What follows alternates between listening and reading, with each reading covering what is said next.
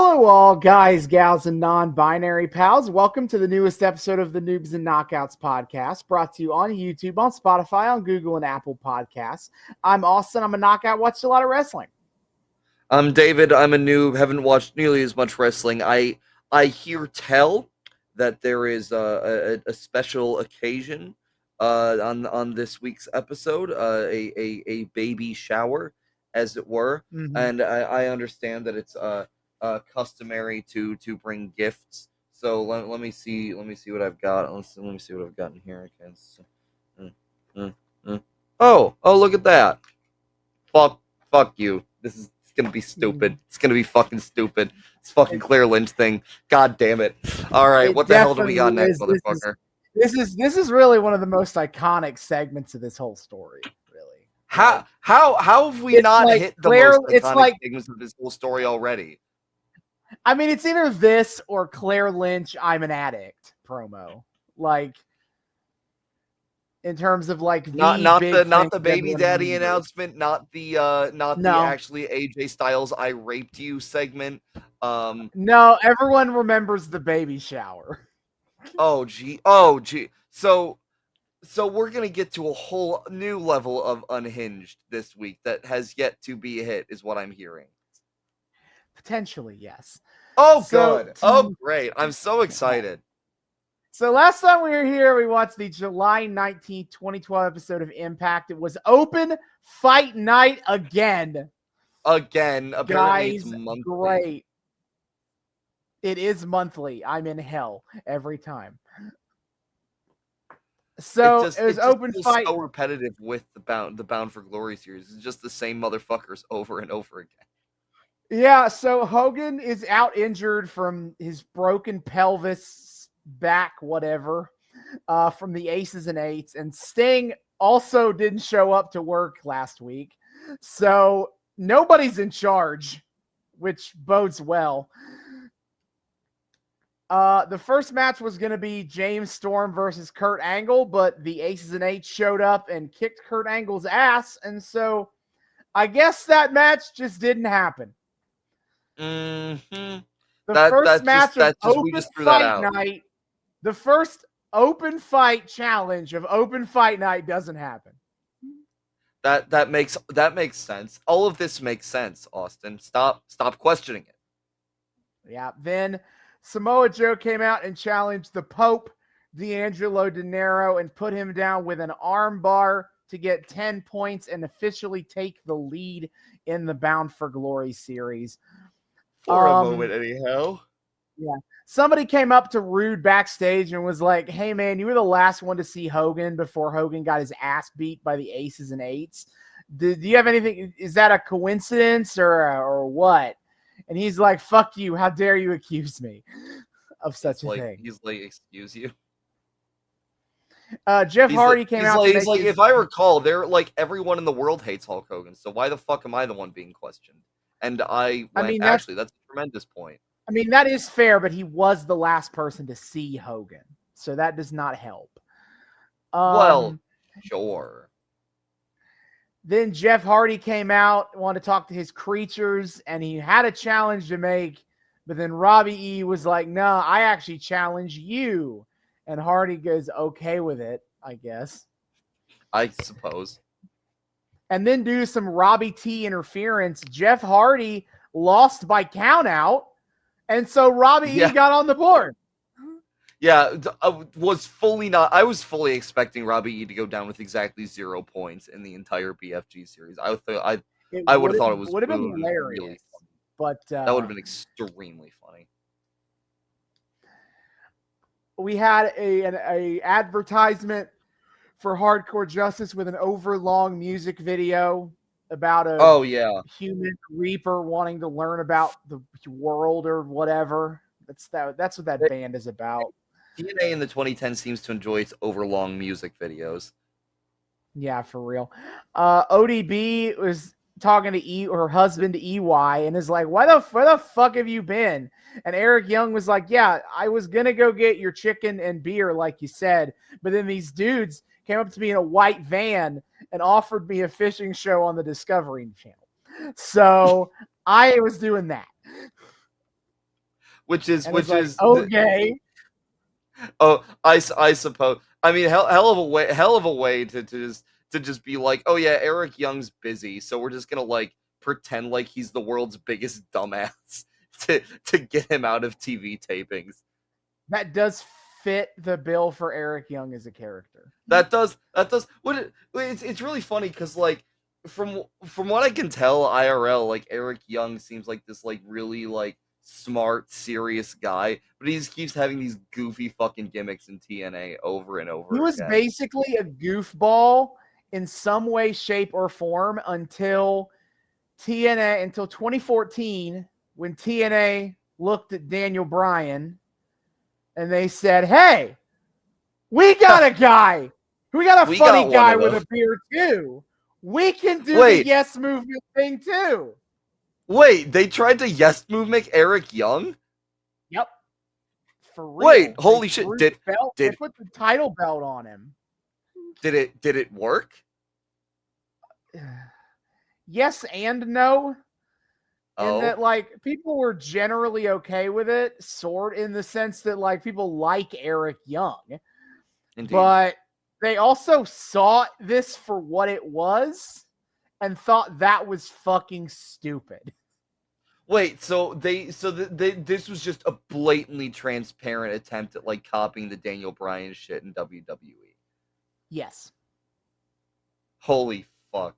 That's Everyone knew really that's cool. why they wanted to make Eric Young the world champion. And Did people liked did they Eric do like Young, similar but shit where like they were doing like the major underdog that nobody believes in sort of storyline? to my understanding, I admit I haven't watched this myself, That's but to fair. my understanding, they were really trying to ape the energy, and everybody Holy knew it. shit. So it's like, That's all really right, funny. That's actually okay. really funny that the TNA's just like, if you can't beat them, just rip them the fuck up.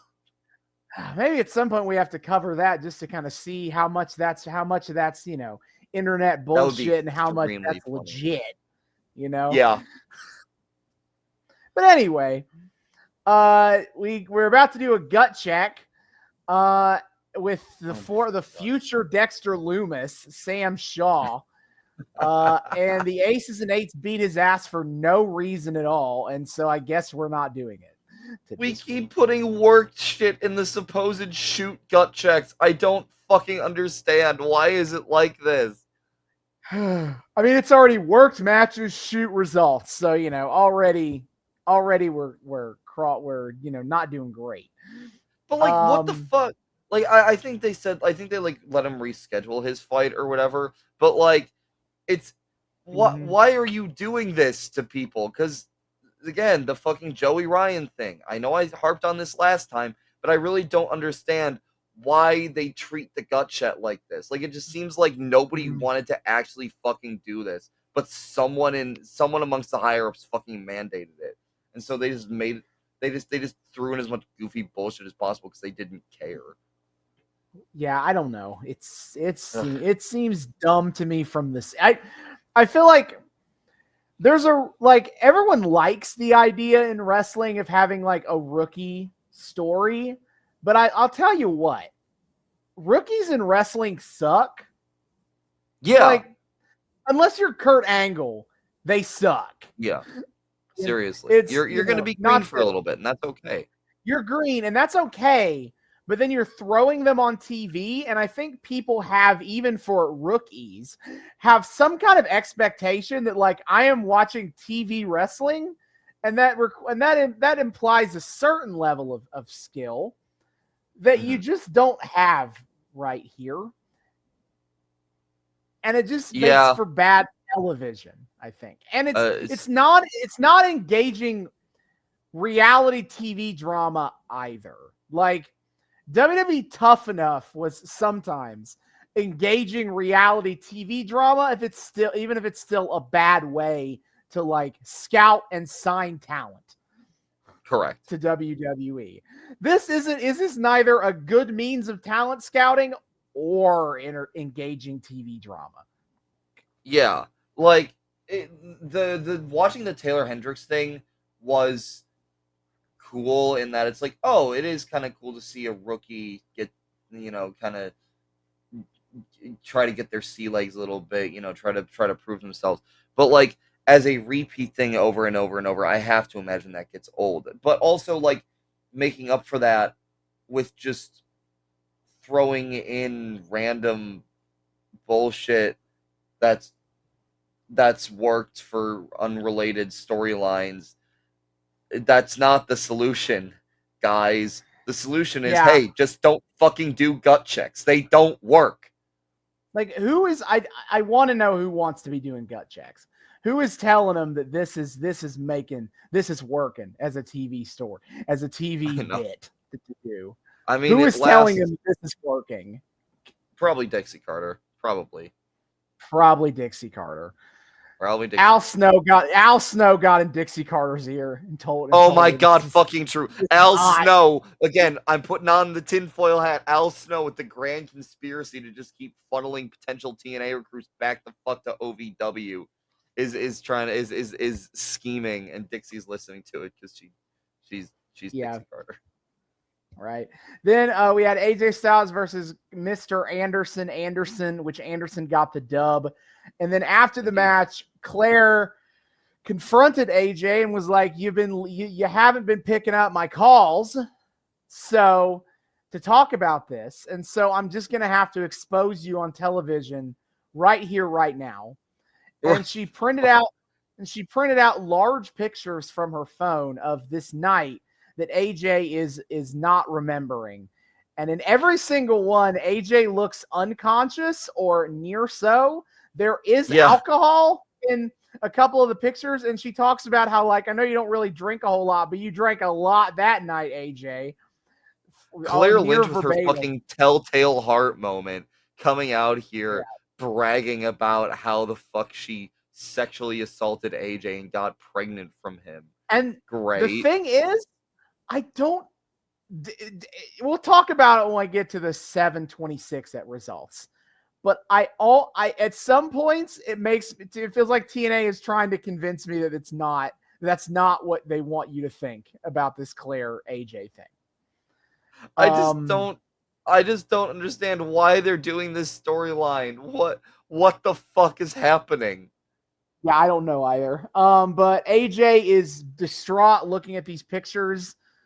Like, seriously, what are we getting from this? Like, this is like, because it's technically tangential to the tag feud with CD and Kazarian, but you didn't have to do this for that. You could have done literally anything else. Why are we bringing fucking Claire Lynch into this?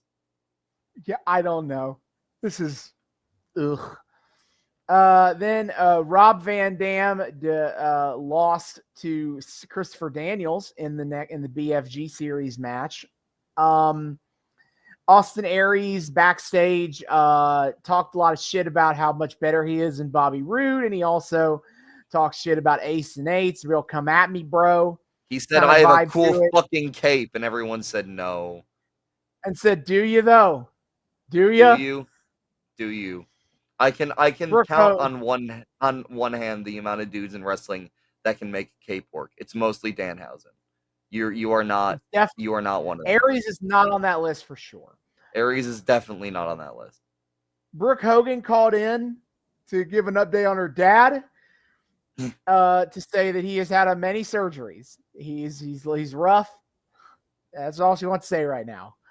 I have to say, this pales in comparison to the medical realism of Dr. Swanwick and the NWA storyline that we're following. Man, we need that. We need the doctor. We need Dr. Swanwick to come back, explain the Hulk tell us all of pelvis injuries.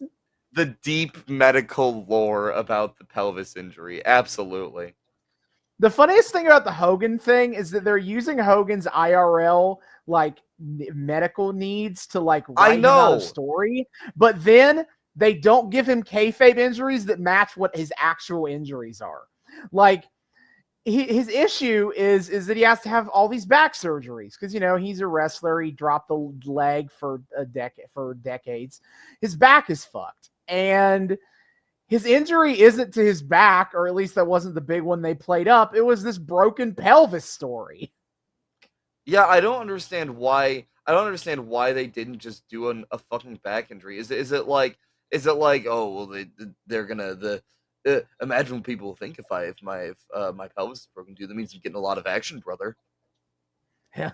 Got to put over my penis, is dude. my penis is broken. My penis is broken, dude. It's broken from too much use, yeah. brother. Hulk Hogan still gets laid in 2014, brother. Mostly by my daughter, dude. No. But yeah, so Hogan's still not here. He will, in fact, not be back for the rest of the story. Good. While we're Fuck here. him. Backstage, Joseph Park was talking to Garrett Bischoff and being like, the name Bischoff comes with a big risk of a lawsuit. Okay. True. And Garrett's like, hey, bro, what the fuck was that shit last week where you started bleeding and you became Abyss? And Park was like, what? I don't know what you're talking about. I have no idea what you're talking about. And so maybe we'll get more on that. Maybe we won't. Who knows? I doubt it. Then we had Magnus versus Bully Ray, and Bully Ray got the dub. Whoopity-doo. As much as I was hoping Robbie E would stay off the board for the BFG series, I was needing Billy Ray to stay off the board for the BFG series. So that's a bunch of bullshit. Yeah, and then debut of Chavo Guerrero upcoming, which I do have more to say about that on the July 26th episode. Then in the main event, we got Bobby Roode versus Austin Aries, which ended in a DQ when the Aces and Eights beat the shit out of Aries. And then after the match, and after they implied all night that maybe Roode has had something to do with it, Aces and Eights also jumped Roode. So it's like, well, who knows? They could have really set up a really effective red herring there. Really skirt any suspicion. But no, fuck you.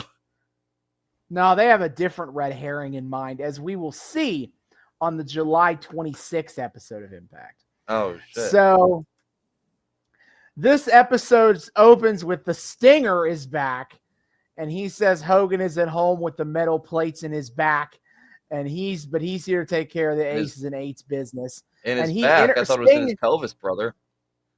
See, don't think about it. Sting is the official interim general manager of Impact. Remember that for later. Okay.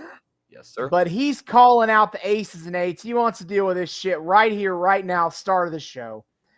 And then the other people who have been attacked by the Aces and Eights come out to also want to whoop some ass. Aries comes out. Angle comes out. Then Bobby Roode comes out. And Bobby Roode says he's not here to pick a fight. He's also not here to fight with them, because fuck you. But he wants to say something, is that he knows who is behind the attacks. It has all become clear to him who is behind these attacks and who is the leader of the Aces and Eights. On this day, he sees clearly. It's Edge! It's, oh my God! Bro, if Edge left the WWE, Edge is retired with a neck injury at this point. If Edge had come out of retirement with a neck injury to lead the Aces and Eights, that would have led to TNA. That would have led to TNA having the same 2 million viewers they always have. Yeah, fuck you, Edge. You can't draw a goddamn dime. That was more of a joke that TNA's ratings are the exact same every week forever. Oh, well, that too. I mean, I don't want to get into Edge drawing discourse. I'm just saying Jesus Christ could come down from heaven in the second coming live on Impact, and it would have popped 1.2 for TNA. Outstanding. But anyway, Roode is like, this is a man who has not done jack diddly shit for a year and who hates me and is jealous of all of you. It's James Storm. He is the one who has done it. He hates me. He's jealous that Aries is the champion. He was scheduled to face Kurt last week. It all makes sense. The cowboy is I feel like the cowboy would not want to like cross over his aesthetic to biker gang shit. So nice theory, but I'm gonna press X to doubt on that one. Everyone thinks Rude is an idiot. And it's like, no fucking way. Everyone's like, that's stupid. Why would you believe that? And it causes Bobby Roode to get so mad that he goes backstage, packs his bags, and says he's leaving at 8:15 because if people are going to be so fucking stupid about this. That's hilarious. Just all of the butt hurt. Yeah. Then the first match of the show is Gail Kim and Madison Rayne versus Mickie James and Tara. This is a tag team match to set up the match on this show, which will be a 4-way to determine who faces Brooke Tessmacher at Hardcore Justice.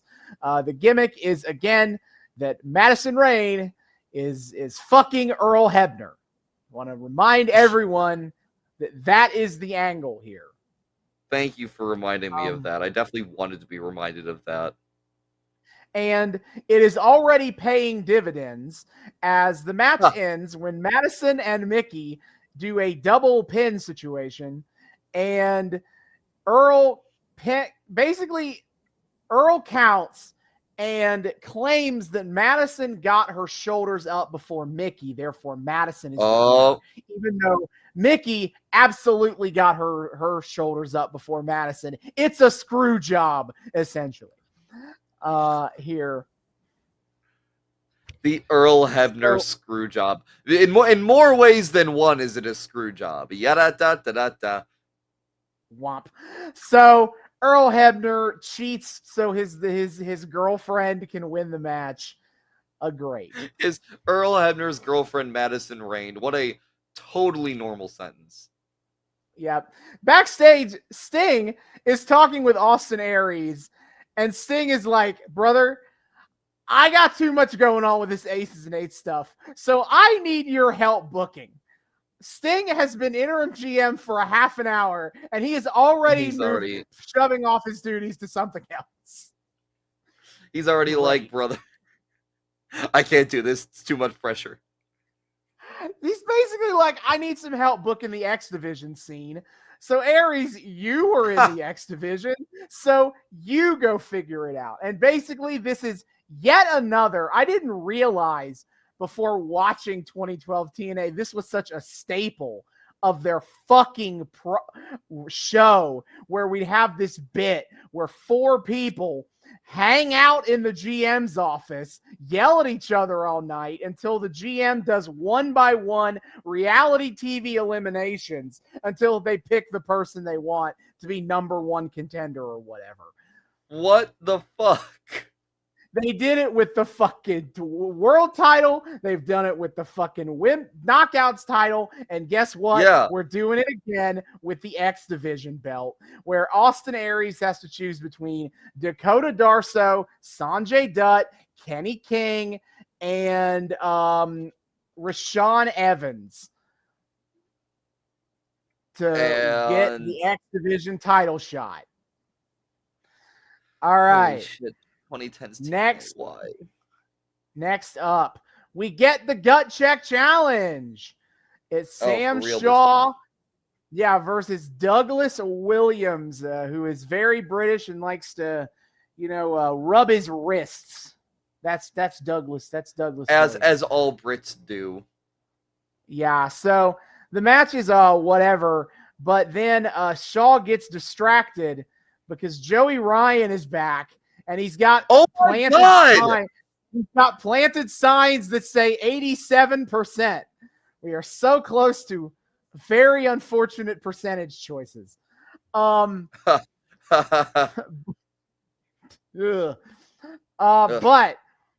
security shows up and Al Snow shows up to get this shit out of here. Joey Ryan cold cocks Al Snow and runs for it. And then so security and Al Snow go chase Joey Ryan through the crowd. And this all causes enough of a distraction for Douglas Williams to get the dub on Sam Shaw. Why can't they give this dude a clean fucking gut check match? What is happening? So waka waka. Then backstage, Aries with the X Division guys. Rashad Cameron makes his case about the Rashad Cameron movement, and Austin Aries is like, "You are a jabroni ass that has not won jack shit here. Get out. You're first gone. Just immediately." What are you even doing here? Then we get the Chavo Guerrero debut. He comes down to the ring to talk about the great Guerrero family: Gory, Hector, Mondo, Eddie, Chavo Sr. And he makes a big point about how, the Guerrero family has conquered the ring and been a champion on every continent and in every company they've ever been in, except for one here in TNA, and that is about to change. Do we ever get a Chavo Guerrero TNA title reign? Don't think so. Ha! That's hilarious. And it never will, bitch. Fuck you. Yeah, so Chavo is like just talking up the fans, and he's here to beat the best. Viva la raza, viva Guerrero. Is he playing face? Yeah, he's playing face. That's hilarious.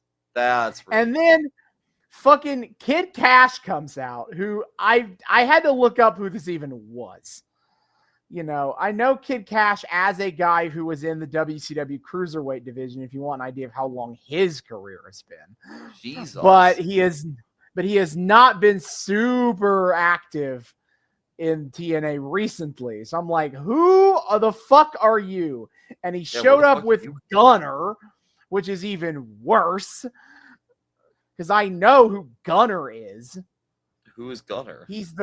He's the future Jackson Riker in the WWE, the forgotten son who got fired for doing weird anti-BLM tweets during the George Floyd protests. Oh, great. So he's a chud and he sucks. He's been around in wrestling for so long and he has never been good. He's been around too long, I think is the word he there. He really has. So Kid Cash is like, oh yeah. Kid Cash is like, oh yeah, everyone in your family is a wrestler. Where you been? It's so weird. He takes so long to be like, where has your family been, to get to the payoff of this stupid bit. But it's basically nonsensical. I don't even understand what his point is. But eventually he's like, why isn't Chavo Sr. around? And he's like, is it because he's too old? Is he too crippled? Or is it because he's too drunk? And oh boy, Cowboy, getting the shoot me on the families here. Chavo is like, don't you disrespect my family. He attacks Cash, and then he goes after Gunner, but then Hernandez runs down to make the save. Oh. Woohoo. So has Hernandez been around in TNA? Not or is he really. debuting too? He's been in TNA. Recently, he did a backstage promo on this episode talking up Chavo. But other than that, he's not really been on TV. But all right, great. Okay, well, he's here now. Chavo and Hernandez versus Kid Cash and Gunner. Great. What a hot starting angle for Chavo Guerrero. At least his half of that tag team match is fun. The other guys, not so much.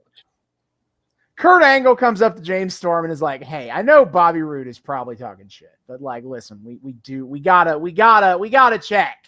I gotta be sure, like, you're not aces and eights, right? And Storm is like, God damn it, if I got a problem with anybody, I'll do it right in your face. You should know that better than anyone. How dare you? Yes, the tried and true interrogation method of hey, you're a good guy, right? And the other guy goes, yeah. Yeah, of course. In the back, Taz, Al Snow, and Bruce Pritchard are talking about Sam Shaw's match, and Al Snow gets distracted bitching about Joey Ryan. And then they eventually start talking about Sam Shaw, and they were all like, yeah, I mean, match was all right. He looked pretty good from what I saw. Then at this point, they recap the AJ Claire stuff. And this is the thing I want to bring up about how it's weird framing about what happened last week is, okay. Yeah. The opening, the vignette is, the drama is pretty straightforward in how they recap it. But in the opening previously on Impact bit, they talk about the Claire Lynch pictures, and they're like, oh, what will AJ have to say about this damning evidence or something like that? Like, they don't frame it as they don't draw the conclusion of like, AJ doesn't know what the fuck Claire is talking about, and Claire brings these extremely sus pictures as proof. Did Claire take advantage of AJ? They're treating it, at least if we assume that the previously on guy is a neutral voice, previously on guy is like, implies that like AJ was just lying, and then Claire came in with the smoking gun of like, oh what yeah, if you're lying, what about this? Like, what the fuck? Previously on Claire, you think Claire did the fucking Columbo? Hey, just one more thing, bam, and got his ass. What the fuck? What? Wait, why are they framing it like this? What? Again, it's this fucking weird, reality TV ass drama mongering from the previously on guy. Are we sure he's on the right show? Did this guy think he booked like a TLC show and he's recording accordingly? Like, what the shit? Yeah, I don't know. The only AJ Claire stuff is this upcoming match where AJ has a match with James Storm and Claire sits in the front row and glares the entire time. Bro. That's all that happens. So I don't really have anything to report. But this match ends when the Aces and Eights run in and beat the shit out of AJ. Notably, they don't attack James Storm. They only attack AJ. And I want you to remember that both for the red herring thing and also how completely bullshit it is that it is announced that the match was ruled a draw. And thus AJ and James Storm both get 2 points. What? Why? Okay, I have... In my mind, AJ wins by DQ. Yeah, they didn't attack seriously, what Storm. Yeah, what? Okay, I have a question for you. How many Bound for Glory series have there been up to this point in 2012? This is the second ever BFG Was series. AJ Styles in the first one? Let me look.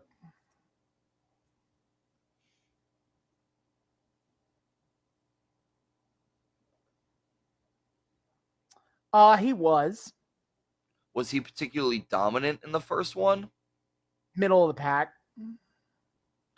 Okay, well then this... Because, like, I had a thought of, like, maybe this is them trying to explain why AJ Styles is so depowered. Or, like, they didn't want AJ to be at the top of the pack for BFG series, and so they needed an excuse to, like, get his head out of the game, and that's why Claire Lynch happened. But if he was middling in the first one, then what the fuck? What is happening? I don't know, but this is fucking. But I'm mad that like they James Storm got 2 points on this. Like, fuck you, man. No, that's such they didn't attack bullshit, you. Dude. Yeah, that's. But whatever. It's a draw. And backstage, James Storm is approached by the interviewer and is like, "Hey, man, what the fuck was that when Aces and Eights showed up and didn't attack you?" And James Storm's like, what the fuck? How dare you accuse me of anything, buddy? What are you trying to imply? I think it's very obvious what he's trying to imply, actually, James. Yeah, so then Jamie Barry Borat here brings out Sam Shaw to do they do all of Gut Check in one night.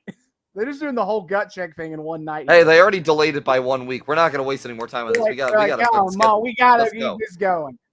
Yeah, so they do the evaluation, and it basically boils down to Al Snow was like, I did not really get to watch much of your match because somebody interferes. So I'm gonna say no, because I didn't really get to watch anything.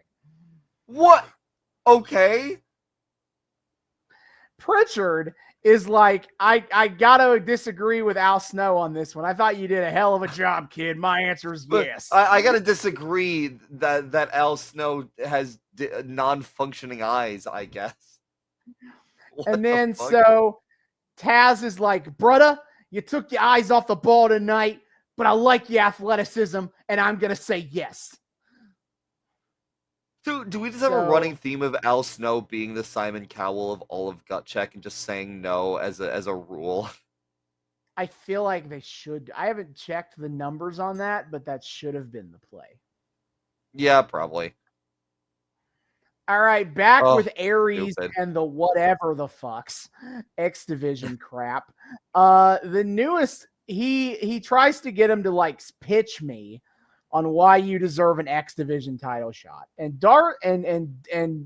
Barry Darso's kid, the Repo Man's kid, I don't even remember his first name at this point, is like, I bring something different to the X Division. I'm not flashy. I'm not pretty. And Aries is like, I don't know what the fuck division you think you're competing in, son, saying things like that. This is the X Division. Get the fuck out. Yeah. I bring the ability to steal cars with me. Thank you very much. Aries does tell Darso on his way out. He's like, tell your dad I said hello. I hear his repo business is doing great. What the fuck? God damn it. And then it is, then we get to the match. Zima Ion is in the ring waiting. Aries talks to Kenny King and Sanjay Dutt, and he's like, listen, Sanjay, you've had your shots. It's been 6 years, buddy. And also your shoulder, I'm not comfortable. They I think in the Ultimate X match, Sanjay Dutt apparently dislocated his shoulder twice. Bruh. So Aries is like, bro, you've been 6 years, not one shit, and also your shoulder's fucked. So Kenny King's getting the shot tonight, bud. Man, get that Sanjay, shoulder healthy. He's so fucking talented in the ring, but he just was the most injury-prone motherfucker, I guess. Yeah, so he's like, Kenny King, take your shot, kid. And then the match ends when Bobby Roode runs out, who apparently did not leave the building. I guess. He shows up and interferes and costs Kenny King the match. They play this as him trying to send a message to the champion because Austin Aries booked the match and picked Kenny King. So he's like, fuck you, Kenny King. Fuck off. And it's like, all right. In the back, Bully Ray says he got no concern about aces and eights because he doesn't have to beat them to get points in the BFG series, so he does not give a shit. And Bully Ray talked about how he said on Twitter today that he called Kurt Angle the best wrestler in the world. So okay, because the main event is Bully Ray versus Kurt Angle in the BFG series. That's very nice of you to say, Bully, I guess. Yeah, but Bully makes multiple comments about how he's on the Twitter on his phone backstage. Wow. His gimmick is being as terminally online as he will be in 2024. Fucking true. Glad to see nothing has changed for Bully Ray. Absolutely not. They announced they hype at Hardcore Justice will get the Aries Brood rematch from Destination X. And that next week on this episode, we're going to get Bobby Roode teaming with Zima Ion versus Austin Aries and Kenny King. We just keep running those fucking like tag matches to set up other singles matches. Yeah, I know. WB2KGM needs to set up some system for that. That's very realistic. Yeah, what the hell? Then we get Bully Ray versus the Olympic hero, Kurt Angle. And Kurt Angle gets the dub with the Olympic slam. Why? Fuck you, man. You're not beaten. And then after the match, Aces and Eights hit the ring, and they're whooping Angle's ass again. Then in runs AJ Styles, Sting, and Austin Aries. Let's go. It's a big old brawl. But then James Storm's music hits, and all of the Aces and Eights immediately stop fighting and leave. Amazing. And then all the baby faces are like, James? It's real weird how you show up and the Aces and Eights don't want to fight anymore. What a weird coincidence that is. To be fair, that does look very, very sus, legitimately. It does. And we get the announce that on next week's episode, James Storm will get that match with Kurt Angle that he was supposed to have last time at the open fight night. We're making that up. We're finally getting it. I will say though, thinking about it, for how sus that looks off the bat, you would also like think of the reverse psychology angle of it, where it's like, if they're trying to keep the leader of their group a secret, why would they make it so plainly obvious who they're not attacking? That's fair. It's the psychology. We gotta, But I assume nobody brings that up because wrestlers don't know their own tropes, I guess. Yeah, but right now, Aces and Eights certainly wants you to think that James Storm is in cahoots with him. That he's their buddy. That they're certainly acting like they're bros with James Storm. That is, it's because it's gonna be real interesting to see if there's an explanation for why they chose James Storm as their red herring, or if it's just why not. Bobby Roode makes this weird accusation, and then they're like, "Hey, wait, that's a good idea." They're like, that's a great idea. Yeah, they're just like they weren't sure, but they're like, actually, no, why not? Right? We might as well. Yeah. So before we move on to the August 2nd, 2012 episode of Impact, let's discuss the BFG series standings. Not a lot of change, especially because Samoa Joe hasn't even had a match in the last 2 weeks. But remarkably is still in first place. Somehow.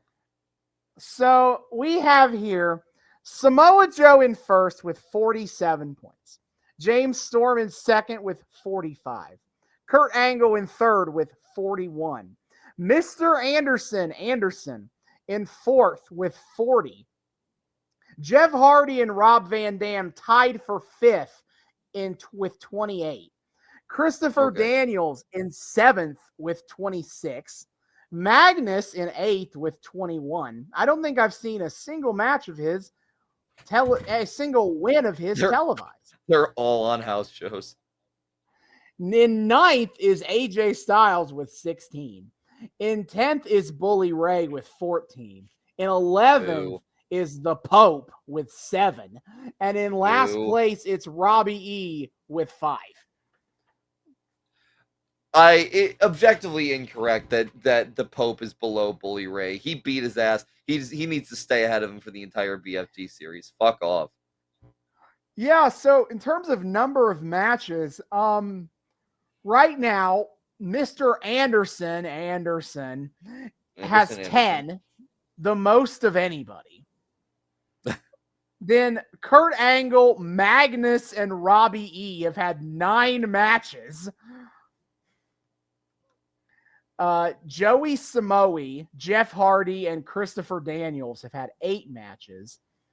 James Storm, Rob Van Dam have had 7. And then AJ Styles, Bully Ray, and D'Angelo De Niro have had 6. Somehow this all comes out to a round robin, I guess. And they must have been listening to you, somehow heard your complaints from last time that nobody in this fucking tournament has a winning record.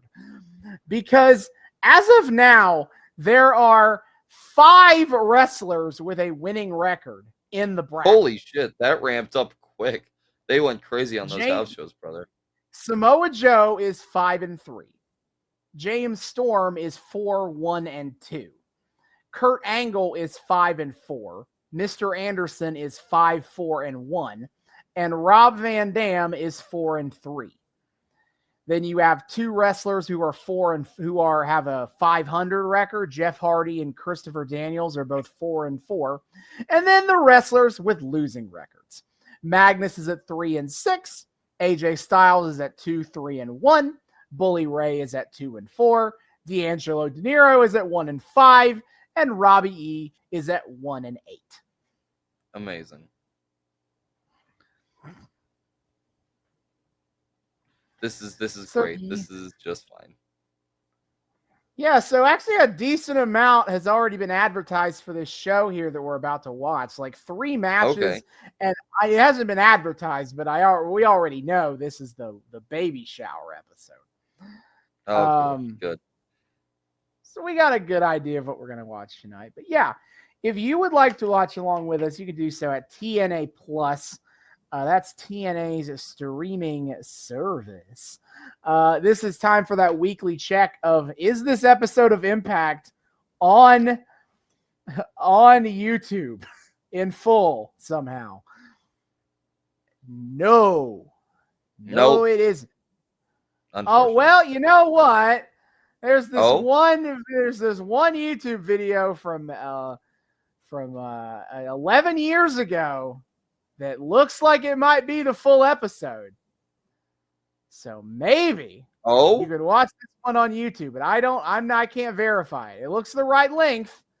It says TNA Impact Wrestling 0.2.0.8.2012. You know, this is looking like it might be it. Oh my. Oh shit, that's crazy. Yeah, so shouts out to that small-time YouTube channel that just has that uploaded. Outstanding. So we'll be back in the back half to discuss the August 2nd, 2012 episode of TNA. Hell yeah.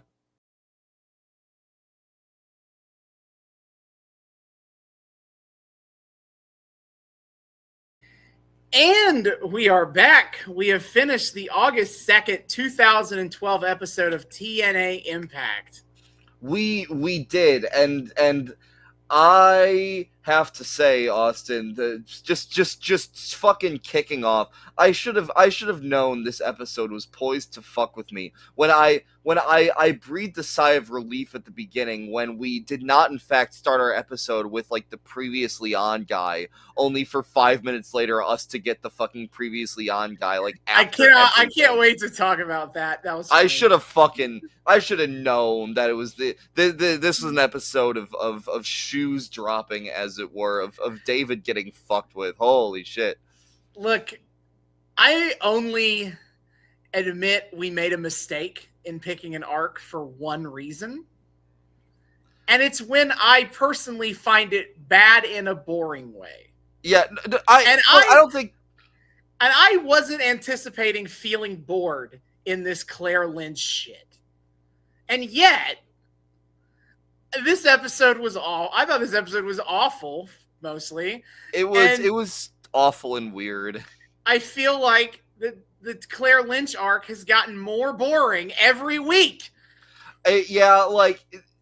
It's like it's quickly running out of holy shit, this is so fucked up steam, and now we're just like, where are we going with this, guys? What are we doing here?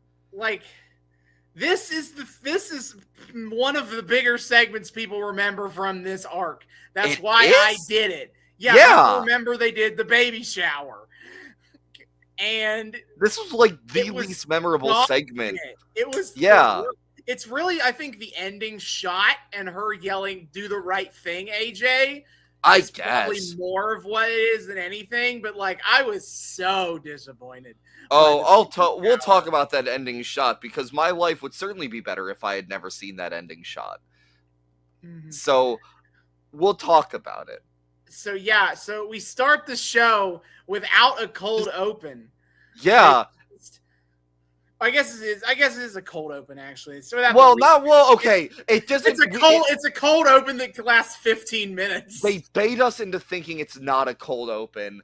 No previously on guy. It's just Aries and Teddy King. We're just starting. Coming out the gate, fucking swinging.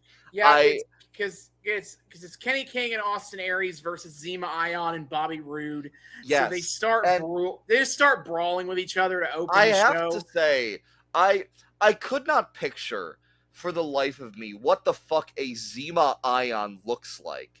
But now seeing at him, well, that's certainly an answer. Just to give our audience like some visual here. Crazy fucking poofed out and spiked up hair. Big ass tat all the way up his back. Neon holographic blue and pink version of like Rock and Roll Express tights, but also not because one of the legs is a shorts leg. What in the fuck is this man? Who he is? Why he is walking wild for sure out here. Oh my god, that's fucking Walking Wild. I forgot about that. Fuck. Yes, that is Walking Wild. Yeah. LWO fame. Gotta say, I think the Walking Wild look is a little more accessible. Mm-hmm. So this match is actually, I think, pretty fun. It's alright. I think it's my favorite match of the show. It's not the main event for reasons I'll get into when we get there. Yeah, but this is kind of fun and action packed from to the start. It's fucking crazy though. Like Earl Hebner rings the fucking bell before we even have a legal man in the ring, which is what? He was just ready to start counting.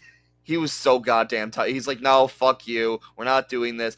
I will say I wasn't impressed at the start. I have in my notes, cruiserweight legend Austin Aries goes to the top rope and leaps to the outside to hit Bobby Roode with the lamest double axe handle ever. Yeah, so this is like we're like the fact that we have like 3 X Division guys in here. And the spots are not spotting enough for me. No. On that. No. I mean, I guess Aries is trying to move away from the X. He's a real heavyweight. So maybe he's trying to move away from X Division shit. But brother, it was not well representative of the in-ring abilities of any of these men. There was a... I thought it was amusing that Bobby Roode didn't want to tag in for reasons, I guess. So like you get a reversal of the basic tag formula where instead of 2 2 heels beating up on 1 baby face, it is 2 baby faces beating up on 1 heel. I know. Aries and King are just murdering Zima Ion, but also again in the weirdest ways. There's this bit where so Aries and King get Ion up on like both of their shoulders at the same time, spin him around the double airplane spin. Yeah, and then gently set him down on his feet. Well, and just fucking double chop him. Taking it back to 1974. What the shit was that? Yeah, I don't know. The airplane spin is one of the goofiest wrestling moves that exists from the before times. Like, you pretty much never see it ever again after wrestle, like, the WWF, like, popularity at golden age of the 80s. Okay. It's just a really old-timey move. I think Gorilla Monsoon did it. I know he did it to Muhammad Ali. Is it usually a? It's usually a single person move. Okay. Where you put someone up on their shoulders, fireman's carry style, and then spin them around a lot. And then set them back down? You know, I don't really know how they move usually. Again, it's an old people wrestling move. I just know that's what it is. And it's so goofy to me. Also, wait, Gorilla Monsoon versus Muhammad Ali? Yeah, that was a thing that Muhammad Ali had guest spots in the WWF MSG shows for a while in history. back during the Vince Senior days, and I know he had a big famous interaction with Gorilla Monsoon, who was a top heel of his era, and he put Muhammad Ali in the airplane spin, probably because that's one of the safest possible moves you could do to a non-wrestler. It does look exceedly safe with how they execute. You just put a guy on your shoulders and spin him around. I much prefer the Dragon Azteca version, where it's the Coca de Pizza version, and also it's the executor of the move that somehow goes up and spins instead of the victim. And then it ends in a DDT. Yeah. And then it ends in a DDT instead of a double chop. Yeah, sure. It was goofy. Goofy, yeah. We also find out that during this match, in TNA's continued endless wisdom about how the fuck to do social media, they are now putting live tweets on screen. Flat. just and it's the most like banal shit too. Like it's just people going like so excited for TNA, woo! It feels it's very similar to the ones when WWE used to do that too. Yeah, I know. Just have tweets on the screen. Just the most ball-lickingest tweets they could get. Yeah. At least WWE had the dignity to make it a small little ticker at the bottom of the screen. And not, like, just pop up, like, it just pops up out of nowhere. Yeah, it's fucking jump scare out here. I'm jump scared by stupid tweets. I know. Oh, God, what else do we have?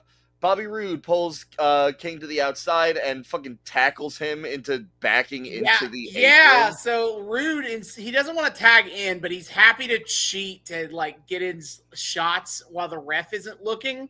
Naturally. And then one time, he pulls Kenny King out of the ring and like backs him into the back first into the ring apron. Owie, his back and the hardest part of the ring.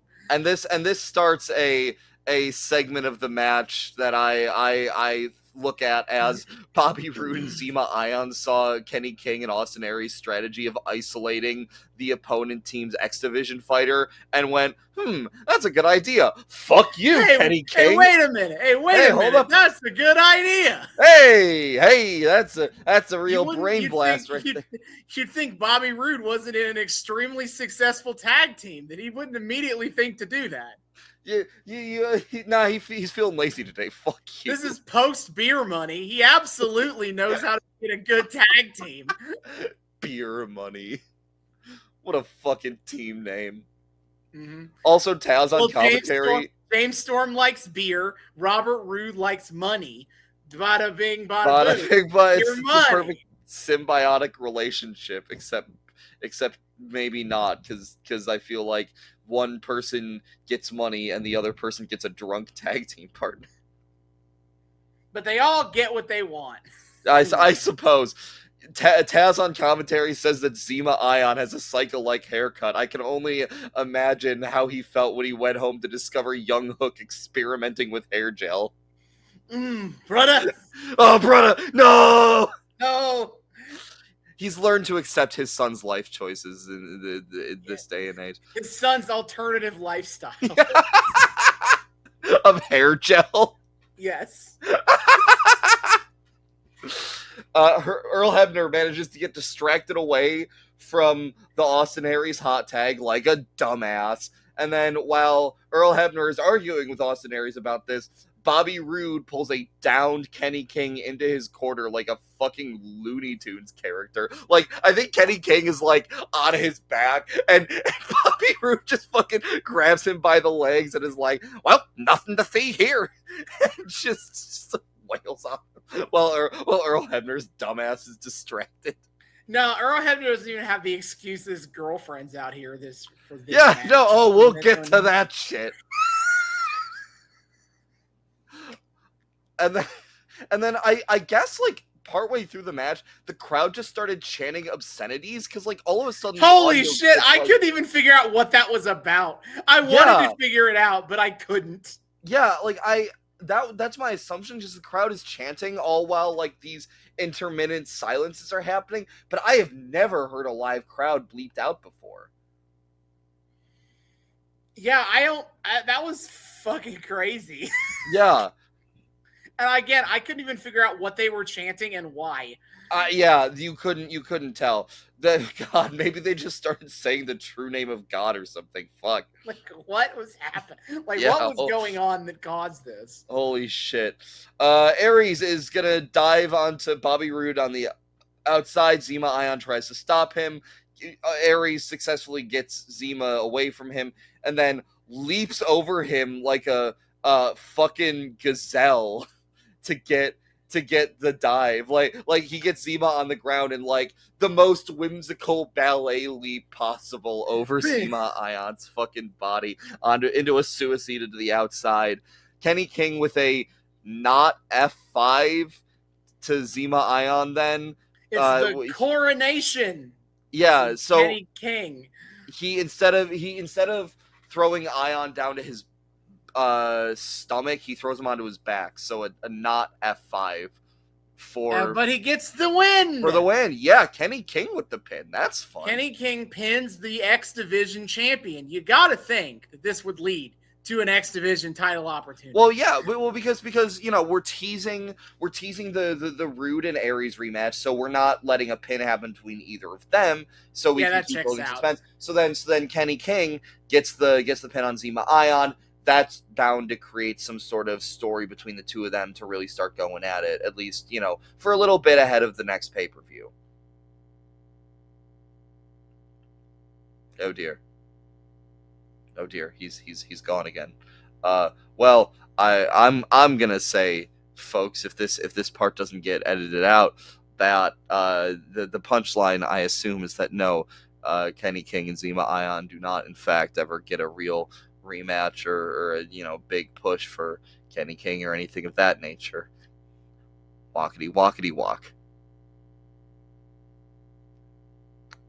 He's still not here.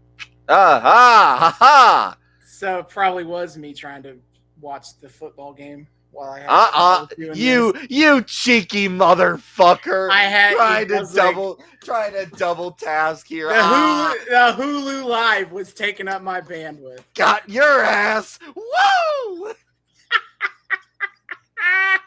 Yeah. Fucking nice fucking try, asshole. Oh yeah, just get some AFL on the side. Oh. Yeah, I guess that's on me.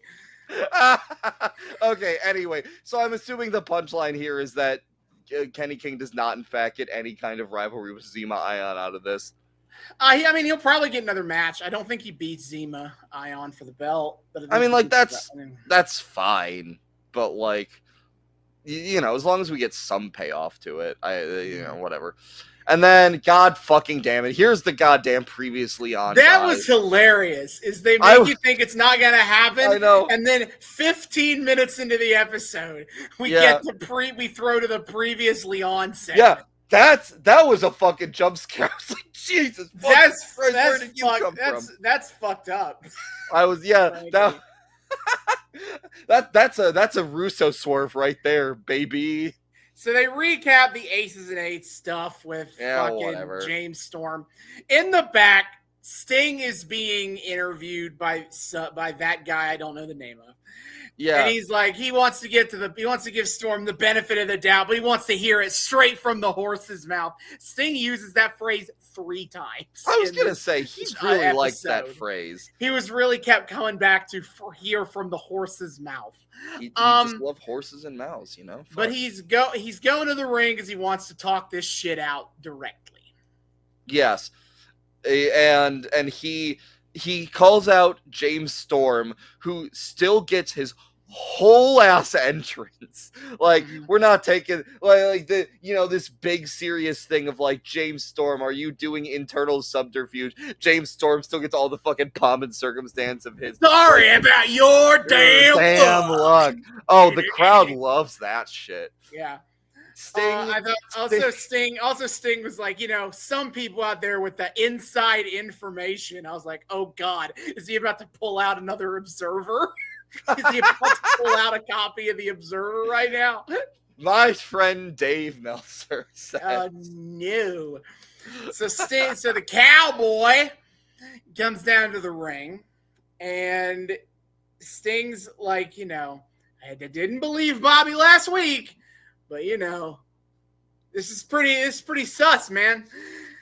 Sting out here saying he has some very compelling footage, as if it's some new revelation that it's just the stuff from last week. And it's the shit that Previously On Guy just went over this. Don't pull out Previously On Guy 15 minutes into your fucking episode if you're gonna just show the same shit to me again 5 minutes later. Fuck off.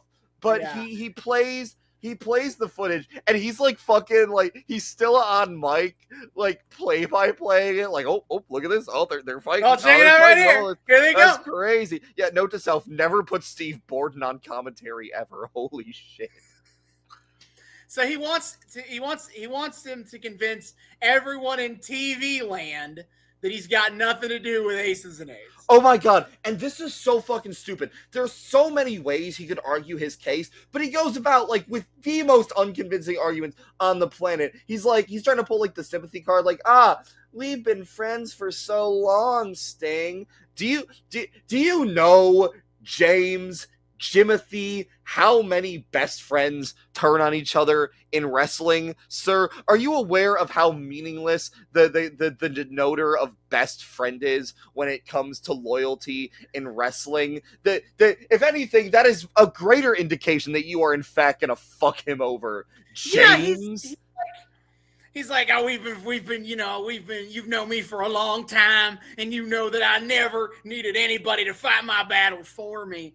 And he's like, think back 9 months ago when I was jumped from behind by Kurt Angle. Yeah, you're not helping your case here. No, he's not. He is reminding everyone of his history with Kurt Angle. Yeah, his motivation.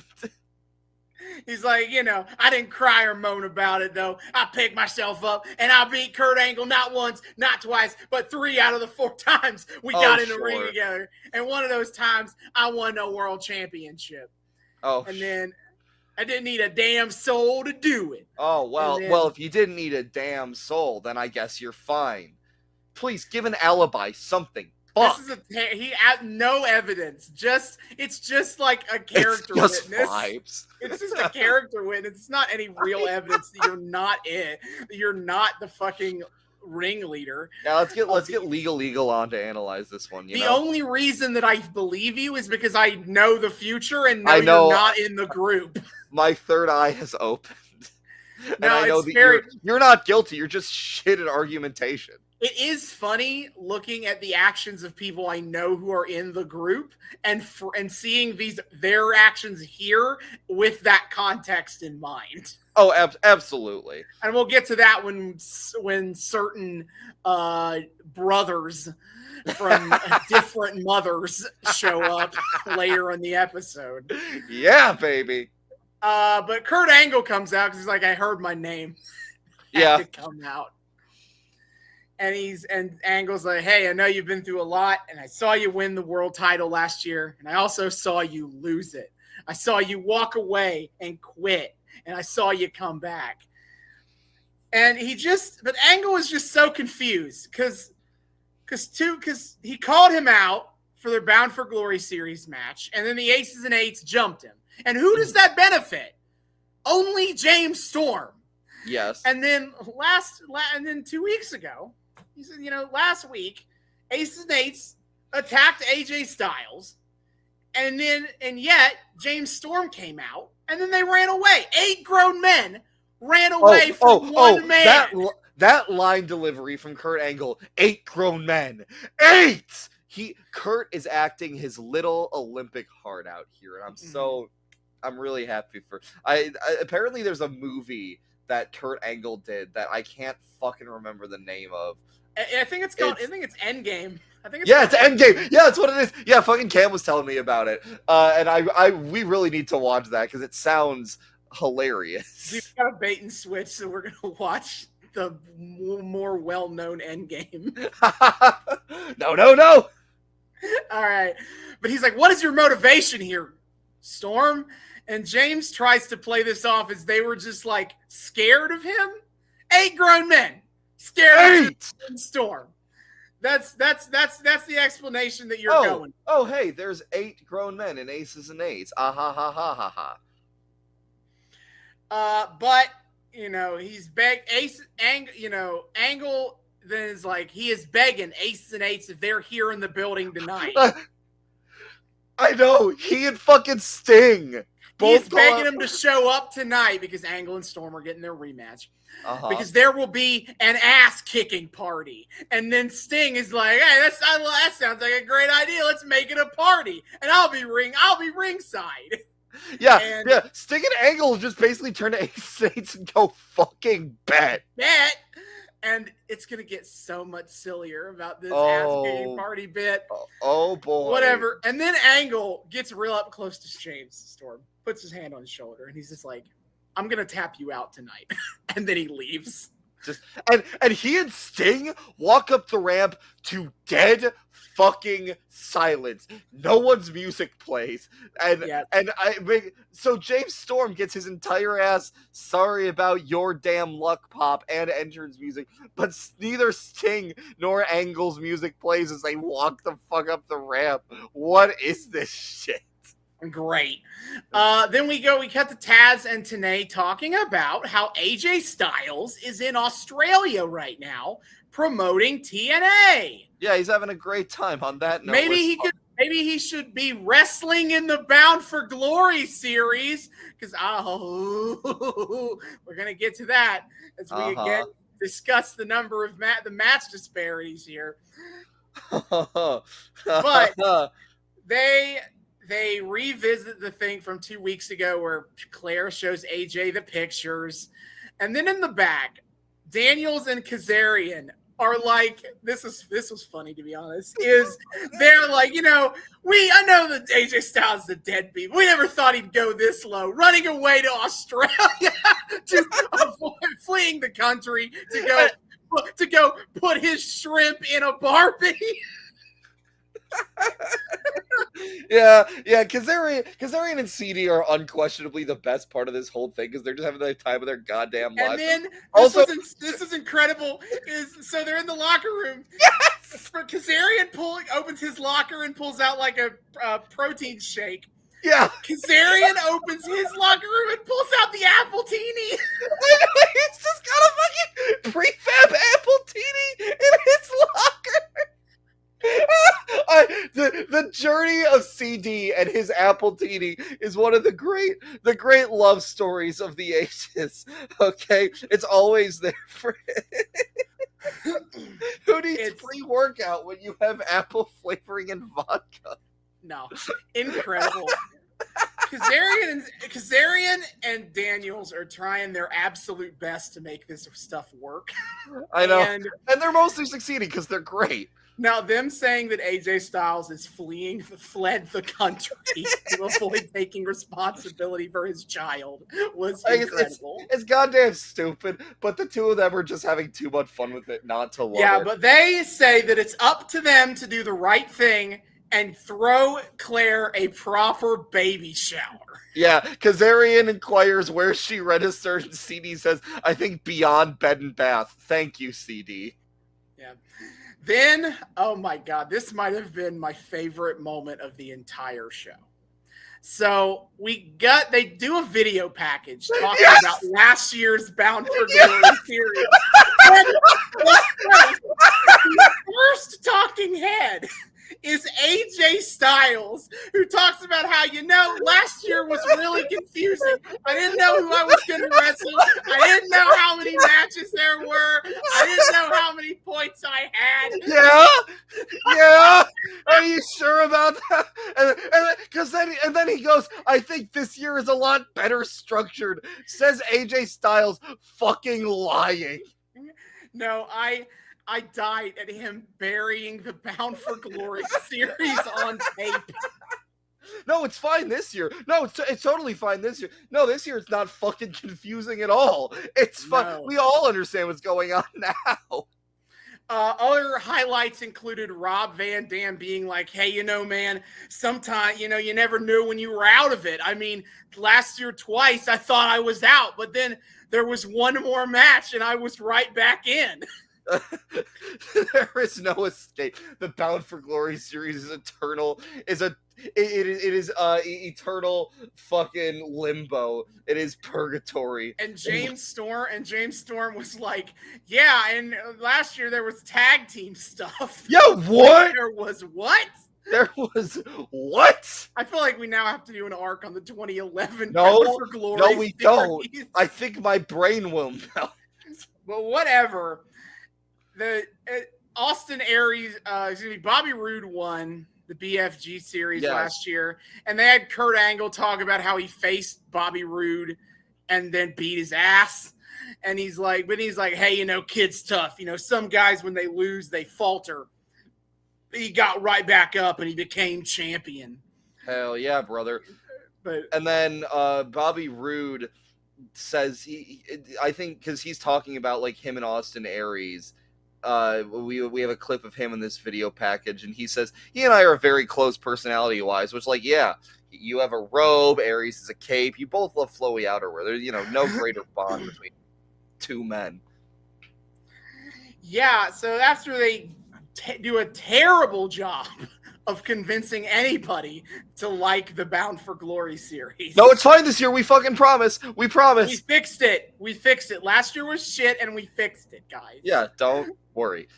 So, but then Mike Tenay and Taz talk about the 4-way matches at Hardcore Justice. They have been announced. It is Kurt Angle, AJ Styles, Christopher Daniels, and Samoa Joe in a ladder match. Indeed. It is Rob Van Dam, Mr. Anderson, the Pope, and Magnus in a Falls Count Anywhere match. That felt the most like the throw in the leftovers. Whatever. Yeah. Ladder match has the most storyline connective tissue because it's AJ and CD and then Angle and Joe. Famous rivalry. They've called back to it throughout the BFG series already. And then Jeff Hardy, James Storm, Bully Ray, and Robbie E are in a tables match. That feels like an advantage for Bully Ray. Yeah. That feels cheating a little bit. That's what they're going for. Yeah, but okay. Those are the 3 4-way matches at Hardcore Justice. Only I will be watching those to keep you all updated. And they're all worth 20 points. So, 20-point extreme matches at the next pay-per-view. Tables, ladders, and Falls Count Anywhere. Oh my. You can't have a chairs match. No one's ever done that except the WWE once. And I hear it went great. They also had a stairs match, even better. Oh boy. I hope it's just 2 dudes looking at each other. Let's just have a staring contest. Not that kind of stairs. Boo. So next segment. Okay, who was? I think it was fucking. It's Bully Ray. Is next. I can't remember who this was. I just have a note of Mike. The mic isn't on. That would have been Bully. That would have been Bully because Bully comes out and he's on his Twitter. This is Bully. His Twitter machine. His gimmick is now that he is tweeting all the time, which is not that different from 2023, 2024. Not that different. Although I think I can't help but notice that none of his tweets make it onto TV. No, I think the only wrestler tweet I know that they pop a Bobby Roode tweet later. Yeah, that's like I know James Storm is a piece of shit. Yeah. Also, they've just stopped showing tweets at this juncture in the episode. And I was like, okay, way to keep up with that gimmick, guys. You showed three ball licking tweets earlier, then you just fucking stopped. Yeah, but anyway, great. Bully Ray gets the mic and he's like, I never trusted James Storm. I've been here 6 freaking years and I never trusted him. Boo. And so Bully Ray threatening us says he will also be ringside tonight in the main event. No. So then Robbie E comes down. Man, listen, if I was watching this live, I would have begged for SmackDown to be airing on Thursdays. Because holy shit. You couldn't convince me to take notes or care about Bully Ray versus Robbie E. Holy shit. I'm starting to slightly appreciate the Robbie E, Robbie T thing just on my goofy little guy's preference, but like up against Bully Ray, no fucking thank you. Get me the fuck out of here. Yeah, Robbie T jumps Bully, which is based, but then Bully quickly overcomes this and squashes Robbie It is not. It is a super quick match in spite of a 3-match attack. It have doesn't matter. Terrible feeling that things are looking up for him in the BFG series after this tables match. Bully Ray has 6 matches to go. Yeah, I somehow get the feeling he's gonna like suddenly shoot the moon to become a contender after the next fucking pay-per-view. Meanwhile, Robbie E has only 3 matches left. He is 1-9. Out so far. Damn thing. With a count out being his one and only win. Jesus Christ. They where he is at in the game. Buried the fuck out of this guy with this fucking tournament. Oh my god. But then, okay. In the back, Earl Hebner is with Madison Rayne, and he has gotten her chocolates and flowers and a teddy bear and something. Yeah, baby. The funniest part to me about this angle is that Earl Hebner is a mute. Yeah, he just doesn't. He doesn't talk ever. It's hysterical. That makes it funnier to me. It's so fucking weird. But whatever. Yeah, Madison is fawning over her boyfriend. Yeah, what a fucking simp, man. Over here just like drowning this hot chick in tribute gifts. Fuck. Yeah, but then Gail Kim walks over and is like, "What is all this?" And Earl just walks away when Gail Kim shows up. He's like, "Okay." And he's just I'm done. I'm done with this segment. I'm going to leave. Yes. So Gail Kim and Madison Rayne have an argument about the how this will affect Earl Hebner in a ring, and Madison Rayne has the goddamn line of the night because Gail Kim's like she insinuates that Earl will like screw people out of a match which he did last week. And he did last week, and Madison responds with, "Earl would never screw anyone in a match." Nice funny. Save. That's funny save there, but also it's funny because again, Earl Hebner was the referee in the Montreal Screwjob. He more famously than anybody has screwed someone in a match. In a match. He is the most famous for screwing screwing somebody in a match. Yeah, I guarantee you the innuendo wasn't even intended. They were just trying to do a Montreal Screwjob reference, and then halfway through saying it, Madison Rayne was like, "Wait, fuck. Wait, no, hold on. That's not what I meant." I can't bury Earl's dick like that. Yeah. So whatever. We're in a number 1 contenders, a fatal 4-way match for the Knockouts title. It is first Miss Tessmacher. Okay, well, come out to guest commentary. Very first. Oh yeah, Tessmacher on guest commentary. But very first is fucking Christy Hemi's legs as the cameraman for some reason out of nowhere elects to just pan slowly all the way up Christy Hemi's fucking body. Well, bro, I mean, listen, bro, Taz said let the pigeons loose. Taz on commentary just goes, "Well, that's new." First of all, no it isn't, Taz. No it isn't. I see that shot weekly. Of the Y boner. I see that shot every week. No, it is not. I have not seen that shot before. I was like, what is this voyeuristic shit we're doing to Christy Hemi? Nah, the TNA cameramen were really good about just getting as close as physically possible to women's body parts. Oh, God. Oh, boy. They got all up in Velvet Sky's asshole. They're getting real close to Christy Hemi's legs. They hired directly from the sex offender registry. Holy shit, brother. Yeah. Oh my god. So now Tessmacher is here. She emerges in a tied off crop top, and Mike Tenay complains that he's never seen Taz dressed like that. Tenay wants Taz to spice things up in their relationship. Absolutely. So the match is Tara, who we haven't really seen very much of in this arc, just kind of coincidentally. Yeah, I mean, she's a long time vet. But, she was there for the oh yeah, gut check with Taylor Hendricks. Yeah. It's Tara. It is the Madison Rayne Killer Queen. Yeah, holy that shit. theme gets in my head. Gail Kim and Hardcore Country. Mickey James. Hell yeah. Yeah, Mickey James in a not stalker gimmick. That's she's in her fucking country gimmick, so she wears like cut off jean shorts and a crop top.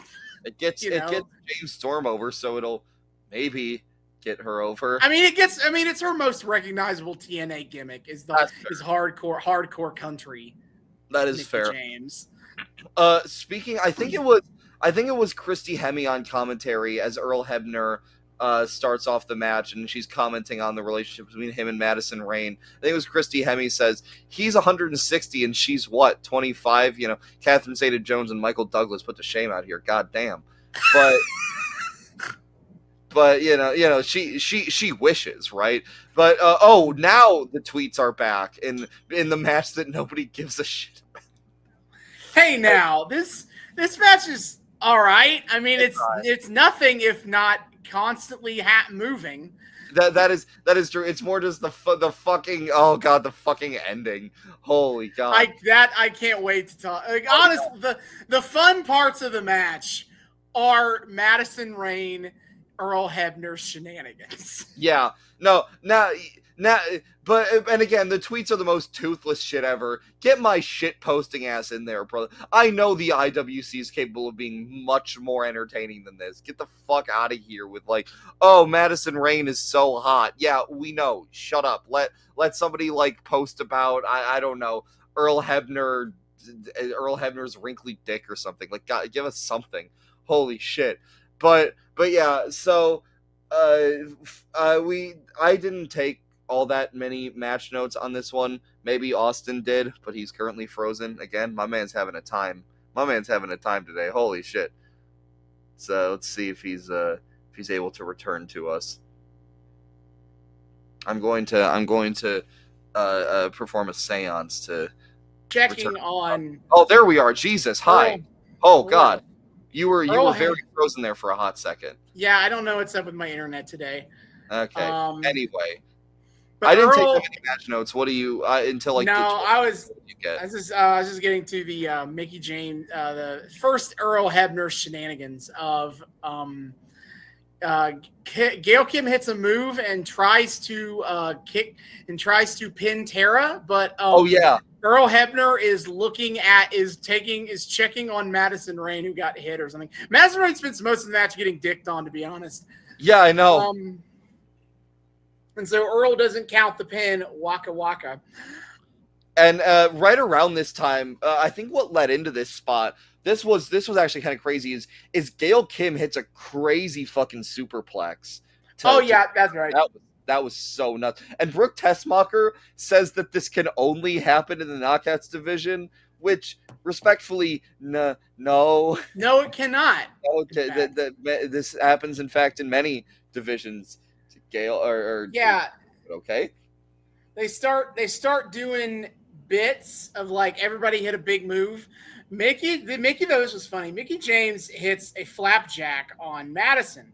And then Mickey James goes to the top rope, except Gail and Tara are knocked out of the ring. And Madison is on a completely opposite side of the ring. Okay. And I was like, Mickey, where are you going?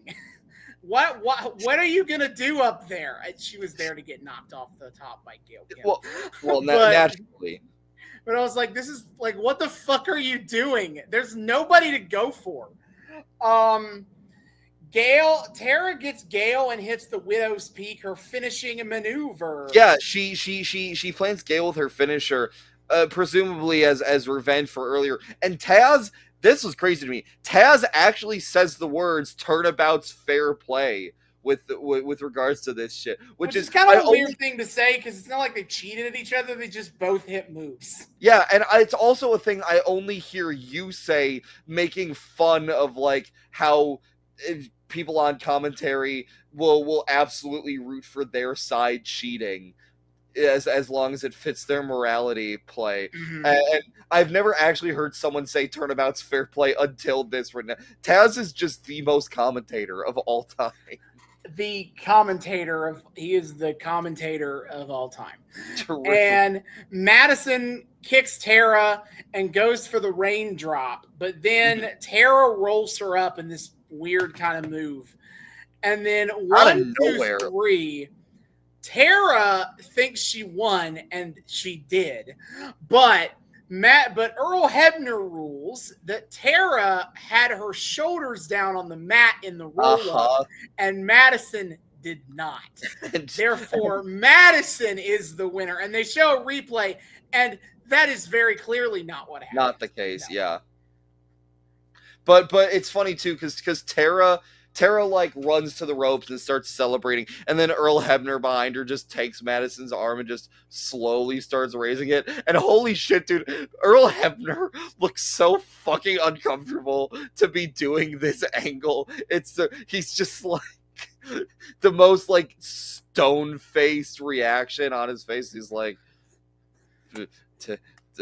Madison win. This man does not want to be here. It's so funny. I am anticipating how many different ways they can do a double pin angle to get Madison Rayne cheap wins, because there can't possibly be that many of them. Well, it's got to start getting more egregious, right? Like this first one was slightly questionable, and then from there. No, this is the second one. He did last week in the tag match. He did that in the exact same double pin bullshit last week as well. So. There's a pattern now, and again, there can't be that many different ways you can do it. I need Earl Hebner in this angle to ref like I do in 2K24.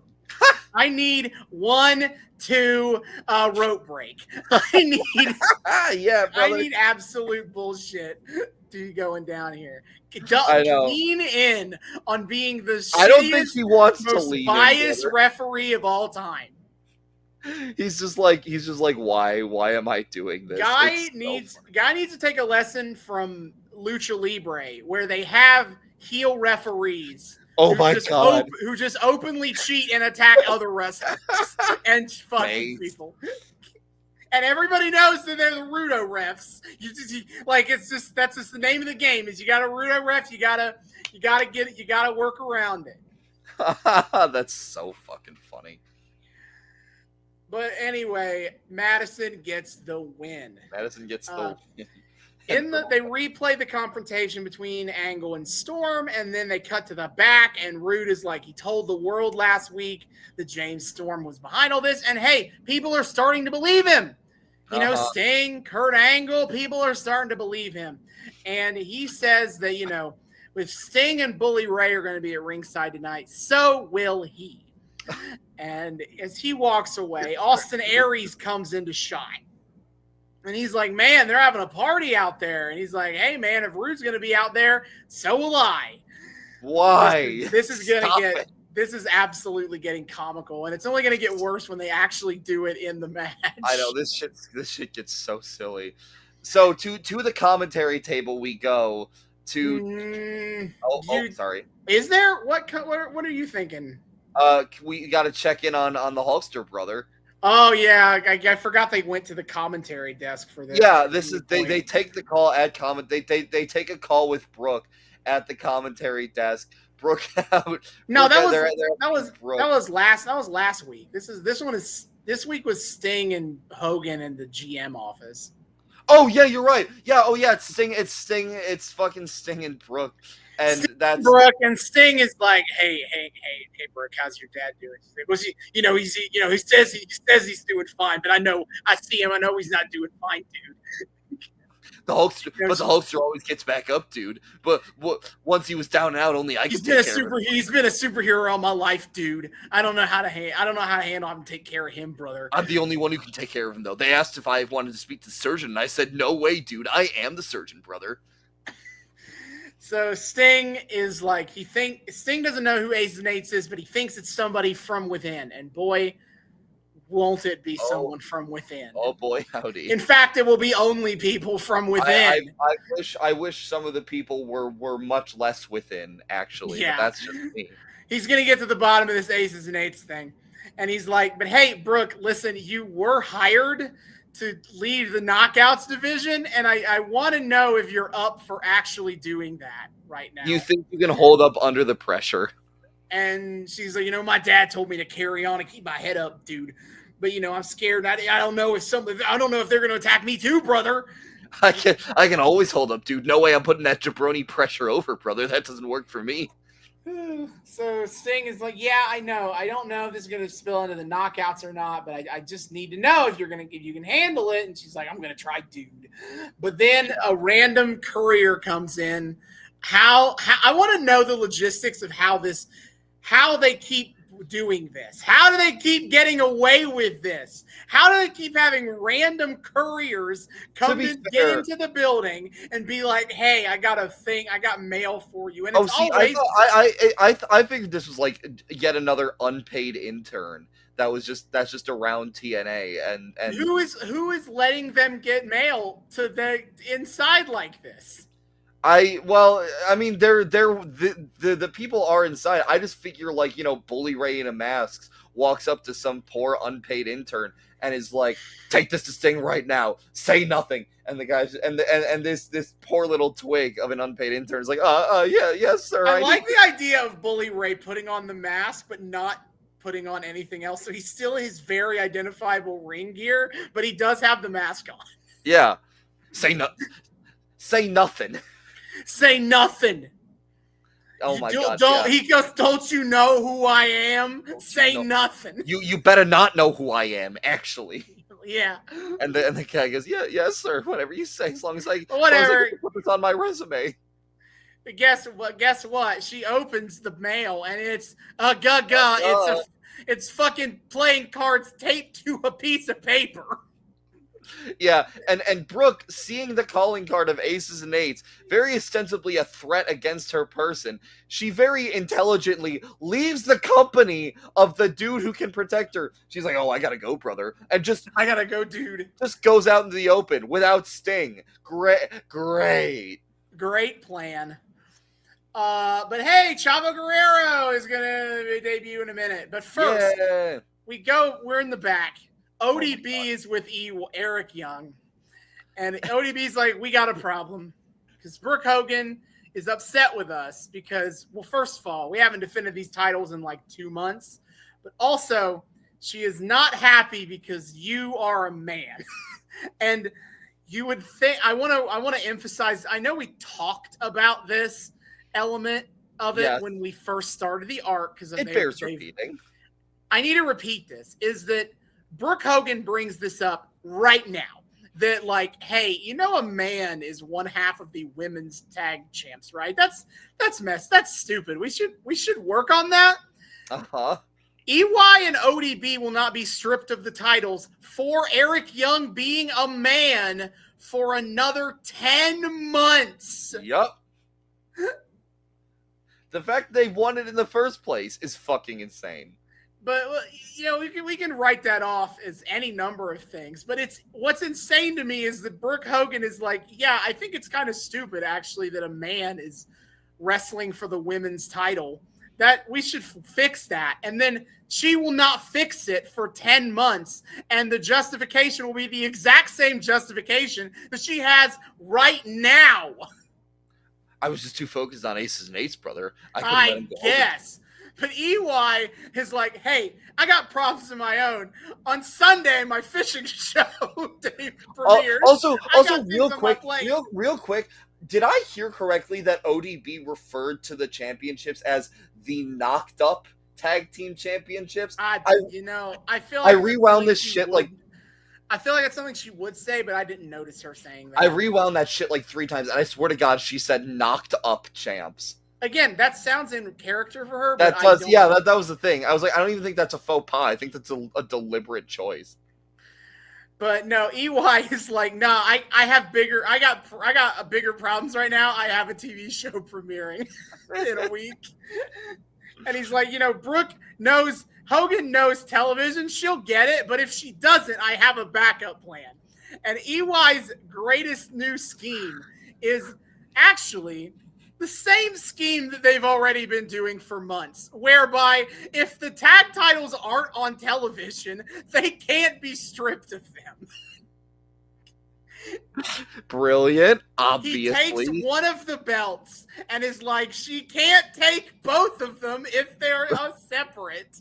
Brilliant. Also, I really need to point out, during this conversation, ODB talks about Brooke, and Eric Young thinks she's referencing a country band, I suppose. And ODB informs Eric that Brooke Hogan is the head of the Knockouts division, and Eric Young, with a fucking gun to his head, says, "No way, Hogan looks so young, I would never guess that. It's crazy. I didn't think he was old enough to have problems like that and no, not even that. I don't think he was old enough to have a daughter. Oh no, it's crazy. How's that possible? I didn't think that was a mandate from Hogan. Like, literally the way he said is like, no way, Hogan looks so young. I would never have guessed that. It's crazy. I didn't think he was old enough. Oh no. The least convincing delivery I have ever heard. So he sets his brilliant plan into motion, and then the camera just lingers on ODB so she can like riff about fried chicken and the goddamn chicken again. Yeah. Okay, great. But yeah, what a brilliant plan. Is what if I just never show up to TV with the belt, you can't take it from me. Yeah, that's definitely. I mean, to be fair, clearly Tessa Blanchard for another 10 months. In 2020, Tessa Blanchard would figure out you could also do that. You could still do that if I don't show up. Hell of a loophole. I feel like someone should close that. Yeah, you think. Then we get Kid Cash with Gunner. Wow, these are like the Forgotten Sons. No, I can't. That's WWE. I can't use that one. They are. Let's see. Lost Boys. Wait, I can't use that one either for a different reason.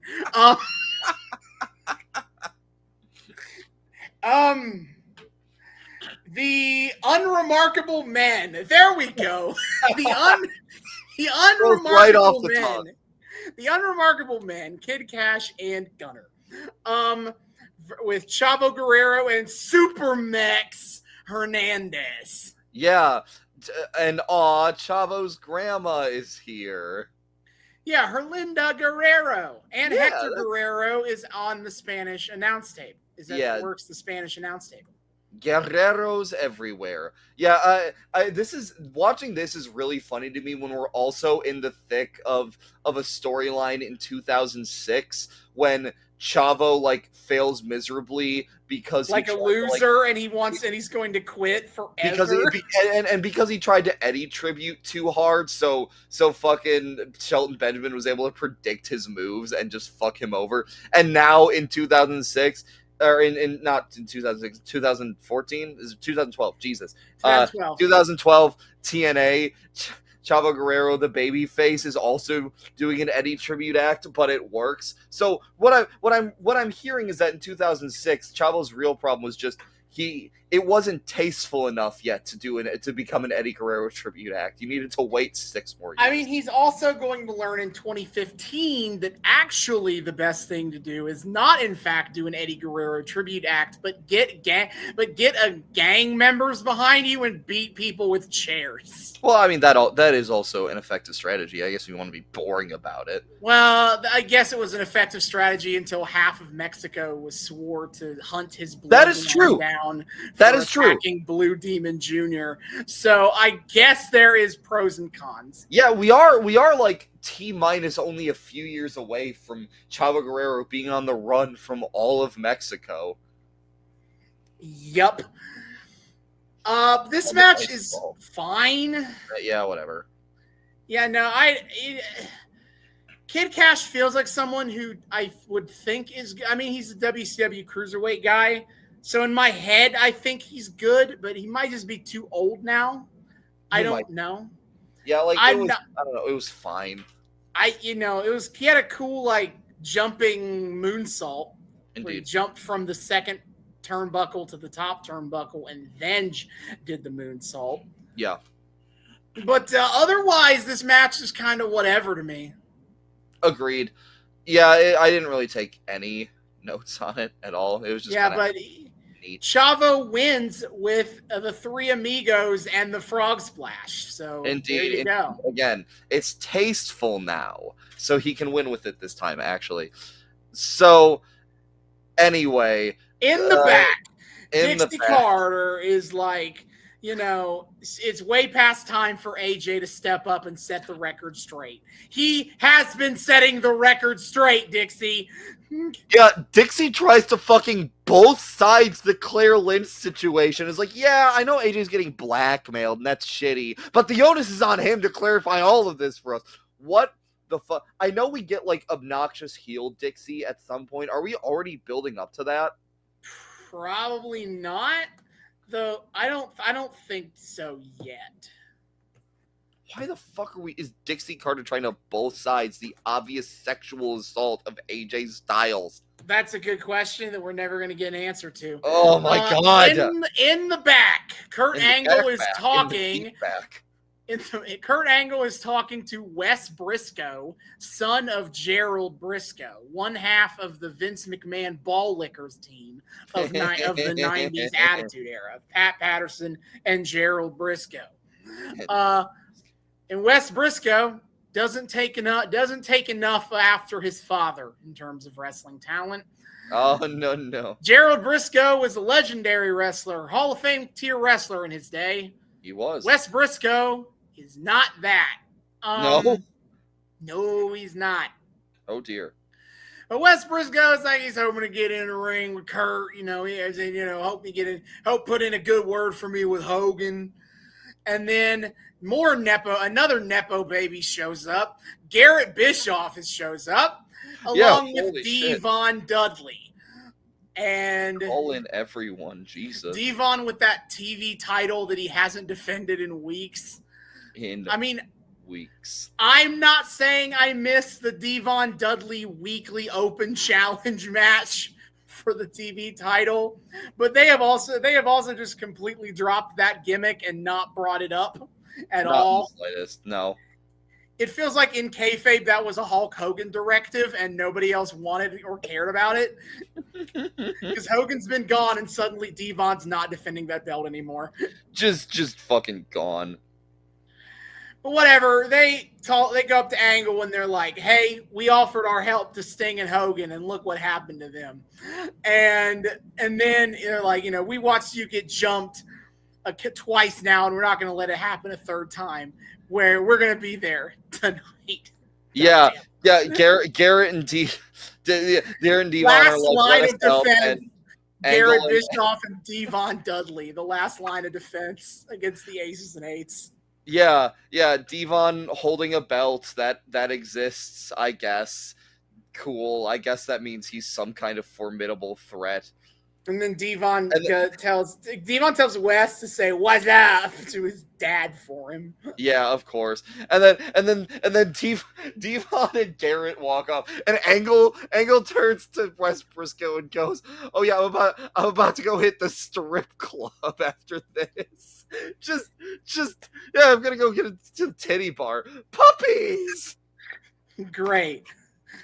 Just they put that on TV for some reason. Angle's like, so what are you doing after work? Oh yeah, I'm just gonna go look at some boobs. What? Why? Cool.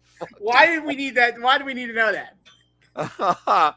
So anyway, all right, back to the ring. CD and Gareth are here, and they invite Claire Lynch to the Impact Zone. This has been an episode of jump scares. Apparently, Claire Lynch has been sitting first row this entire That's episode. A fucking lie. She has absolutely not been in the first row the entire show. No, there's no goddamn way. Claire looks trepidatious about this, even though they're playing into her bullshit. I will say, you skipped over. Kaz gets on the mic and he's like, AJ is not here tonight because he's in Australia promoting TNA and possibly impregnating somebody. They're just really obsessed with him fucking. This idea he's getting his dick wet. They really like the idea that AJ Styles is raw dogging women in Australia. Just straight the fuck up. Holy hell. But yeah, Claire comes to the ring. She's kind of like, whatever. I noted when she was getting in the ring how she holds her bag, and I'm like, oh yeah, because she's pregnant. Like there's a little bit of a bump in the stomach, and there's a few times she tilts her stomach, and I'm like, oh yeah, because she's supposed to be pregnant. Oh yeah, I forgot. Yeah, they just keep putting her in these fucking shirts that have like the poof out like dress over your stomach, Yeah. so it's hard to tell like if they're even putting a bump there if the dress just makes it look like that. Either way, yeah, close Sure. enough, I guess. Sure. She's then- but anyway, so Kaz says that he and Daniels would like to do what AJ and his redneck family should have done. Throw her a baby shower. So they got, and Daniels is like, I have 2 beautiful children, so I know that this is a special time in a woman's life, and she deserves to be surrounded by people who love her and support her, and the way AJ Styles has been treating her like crap. Yeah, fucking. And so they have like 3 gifts. It's just fair. There's only 2 of them. So they open the first gift and it's diapers. It's just a shitload of diapers. Not even packed in a pack. It's just unpacked stacks of diapers. Yes. But at least they have like diapers for her. That's considerate. And then the next gift is a box straight from shoptna.com. Yeah, they just start giving her fucking TNA merch. No, it's action figures of AJ Styles, pictures, 2 8x10s of Uncle Kaz and Daddy AJ, and there's like AJ Styles shirt, a T-shirt in there, like it's literally wrestling merch. And I know they're just like shoptna.com, and then Christopher Daniels goes, "Here's the pièce de résistance. That means the prize piece, you idiots. Stay in school." CD out here doing a much better version of Matt Striker's WWE gimmick, to no one's surprise. The crowd obviously does not like or give a shit about any of this. They're just like, okay, please get back to mood. wrestling. Yeah, and then mood. But here comes the big one that everyone remembers. So, the third and final gift is a baby doll in the AJ Styles jacket. Wearing AJ Styles full-ass gear. Yes! Jacket. And they hand the baby over to Claire, and she holds it all carefully. And then Claire looks dead into the camera. They covertly put a mic under her mouth. Right into our fucking souls with her horrible ass nightmare fuel crying face. And she's like, AJ, you need to do the right thing. Do the right thing for our baby. Do the right thing, AJ. Do the right thing for our baby. No. And she just keeps yelling that for the rest of on her way out. Do the right thing, AJ. Utterly horrifying. I see that in my nightmares. This segment disappointed me so bad. I wanted know. this. It was not nearly comedic. It wasn't nearly funny enough. Like it was really boring overall. Yeah, feels I know. like Kazarian was trying to riff on bad material. And to no avail. Yeah. There's no, like, nobody comes out. Like, I get the gimmick is that AJ is, not here right now. But it just feels awkward. It just feels awkward because it's like, it's both too short and too long, weirdly enough. Yeah. It's such a quick segment, like quicker than you think it probably should be, but it also drags the fuck on because there's nobody to play off of. Claire just sits there quietly while Daniels and Kazarian hand her presents. I know. And like, yeah, the material itself is like kind of cute, I guess, but like, brother, how is this one of the most memorable segments? Like, you got her TNA merch and an AJ Styles baby doll. Ha ha ha ha ha. This was like easily like one of the like worst segments in the. Yeah. Yeah, dumb, whatever. Like I guess I get it because it's a baby shower and that's like a wild thing to do, but like this could have been, I don't know, more something. There's a je ne sais quoi that is just not there, brother. I would have liked to have seen this as a reoccurring backstage bit throughout the night and have other wrestlers get interact involved, because obviously we've had a lot of wrestlers comment on whether or not they think AJ Styles is legitimately the baby daddy or not. Just have like other heels come in and also give presents. Especially like Knockouts, who have been not involved at all. That's like really smart. I like that actually a lot. Like this could have been a backstage bit in just like some random room backstage. Oh my god. Yeah, I like that. That would have been actually really interesting to like have like Claire Lynch's baby shower be like an incidental thing. That's just that we just know is happening backstage. That would have been like really fucking funny. All right, Austin for the dub once again with the fantasy. Holy shit. I try, but then all right, this segment I thought was a little bit funny. So in the back, Joseph Park is on the phone and he's talking. He's talking up that his firm Park have started to retain some wrestlers for legal representation. And in fact, the boys in the back have been teaching him some of the lingo. Yeah. And so he walks up to Sting and he goes, "Hey, Sting, I don't want to K-fab ya," which is not a correct use of the term. And also wrong pronunciation, but okay. He's like, I don't want to K-fab ya, but have you considered your legal representation? Also, he says as part of this something that implies that he and Bully Ray have been like having matches on house shows, because he implies that he and Bully Ray have fought multiple times now. Possibly. Have they been doing house show matches? I think maybe. That's such a wild thing to run on house shows, is just running back Bully Ray versus Joseph Park Esquire. But he's like, he says things like, "Brother, I do got legal representation and I'm good." He's like, "Oh, I don't, just saying, you're in charge, the interim general manager of a multi-million-dollar wrestling company. Mm-hmm. That opens you up to a lot of legal issues." Sting goes, "Look, I'm covered, but I got a question for you. What about you hitting the black hole slam in your match with Bully Ray?" And Park is like, "What?" And Sting goes, "Hey, are you trying to K-fab me?" that was good. And then Joseph Park deflects by Waka Waka. I'm leaving. Goodbye.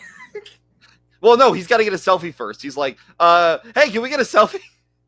Yeah, great. Yeah, Joseph Park out here fucking he Joseph Park wanting to tweet about this, and he wants to tweet a selfie with Sting. Clearly like actually it's very poetic that he and Bully Ray are feuding. They're both sides of the same coin. They both get a kick out of tweeting on live TV. And then Taz on commentary, who has clearly been zoned out for this entire thing, because he goes, "Tweet fab? What's that?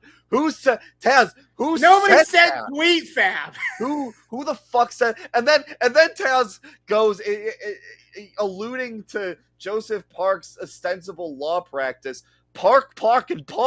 What is that? So Taz has clearly actually been zoned out for every fucking time they do it. Joseph Taz is like fucking bored out of his mind. He does not give a shit. Taz has never been more checked out on commentary than he has been at TNA when he worked TNA.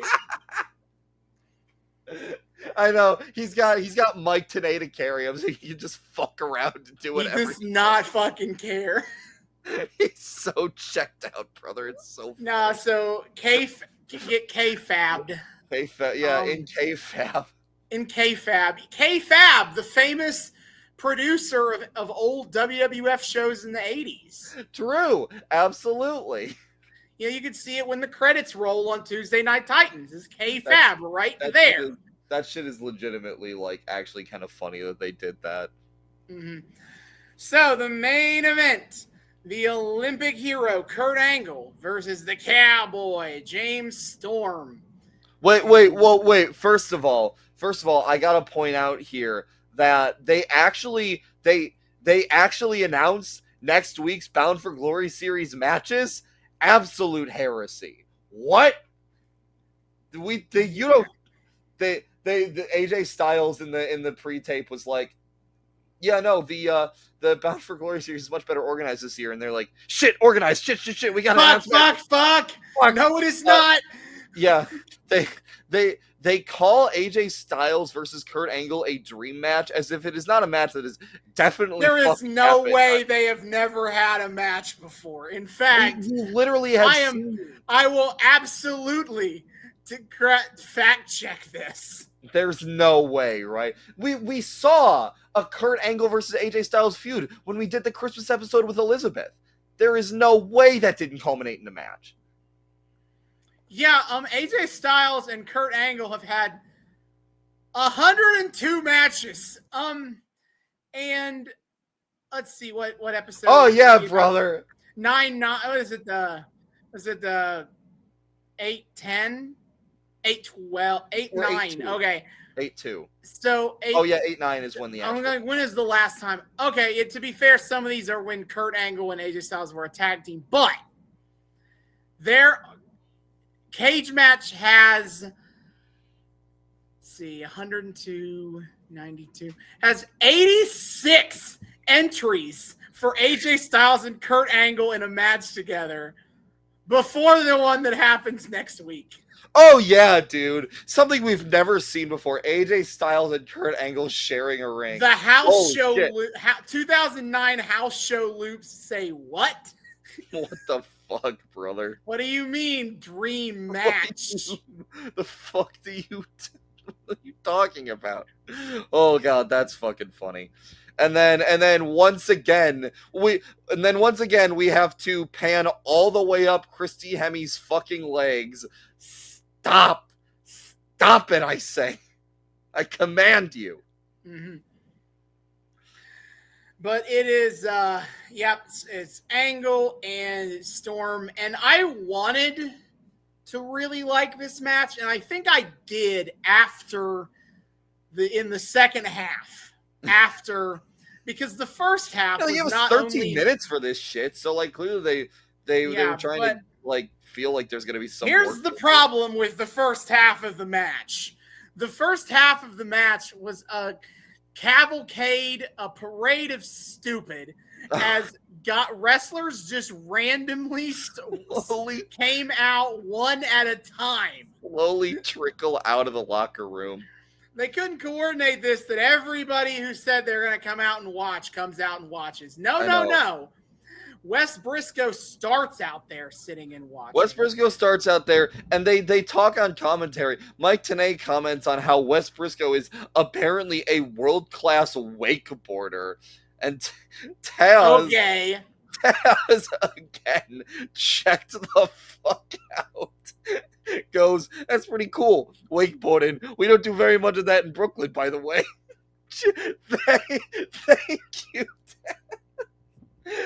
I wonder why. I wonder if there's anything about Brooklyn geographically that would explain why they don't do that much wakeboarding in Brooklyn. Oh, duh, obviously, because they're too busy dealing with all those dudes in masks. Yeah. And it's like, because so then throughout the match, first part of the match here, it's like they do some moves, and then out comes Sting. And they do some more moves. And they show a tweet from Bobby Roode accusing James Storm of being the leader of Aces and Eights, of course. Classic, yeah. Then comes Garrett and Devon. Then comes Bully Ray. Then comes Bobby Roode. And then comes Austin Aries. Too many cooks. Look, after Aries comes out, it feels like Angle and Storm actually start trying. Yeah, they're like, oh, okay, we can stop stalling for time now while these motherfuckers leisurely make their way out here. I didn't realize we were building the world's most leisurely paced lumberjack match here. Holy shit. Kurt Angle is now trying Kurt Angle. He gets Storm into an angle lock and just keeps him there for a long ass time. But James Storm refuses to tap, brother. This is going to be so much fun to see how this comes. There you are. Hello. I feel like I'm not editing any of this out. It's just going to be really awkward this week. Okay. But if it was just one or two, I could handle it. But this is like the fifth time we've unconnected. Either way. So Kurt Angle now trying gets James Storm into an angle lock, keeps him there forever. Storm refuses. Okay, I will say they do a cool thing where James Storm hits the Olympic slam on Kurt Angle, but nobody ever you can't win with another person's move. That never happens. Yeah. Then Kurt Angle gets in the ankle lock and holds it there for a very long time. So long, and James Storm just he ain't tapping, dude. And he eventually gets out of the world's longest angle lock by just flipping on his back and kicking Angle. And then he immediately hits the last call, which is a super kick, and wins. Just immediately. Yeah, like, what the fuck? Out of nowhere, Angle just goes down and eats the pin. The shit? I am not the kind of person who complains about psychology in a match. I'm really not. But also, I thought it was fucking weird that Kurt Angle holds James Storm's ankle, tries to, like, break his ankle for, like, a solid 5 minutes. Yeah. And then he just immediately gets up and then hits a super kick, which is a kick to the face, and he wins off of that. Afterwards, he sells the leg. And I did pay attention. The leg he kicks with is not the same leg that was in the ankle lock. His plant leg was in the ankle lock. But that means his plant leg was in the angle lock for like. And he 5 just minutes. Like kicks, and then afterwards he goes Oh wait! Oh yeah! Ow! Oh no! But whatever. Storm gets the dub immediately, no problemo. Okay, sure. But James Storm with the sportsmanship-aroni, he gets Kurt Angle up and he shakes his hand or fucking whatever. And everyone around the ring is like, so did we just come out here for nothing? So James Storm gets on the mic and he's like, the gang's all here. Ace and Nate's, get your asses down here and get whooped. And he's like, come on. He says, come on, play their music. Do what you got to do. Do they have music? Not to our knowledge. Yeah, okay. And he's like, come on, get down here. And they don't come, of course. Mm-hmm. And Bobby Roode is like, see, this is proof. They're not here because you didn't need them, James. You beat Kurt Angle by yourself. He's like, this is...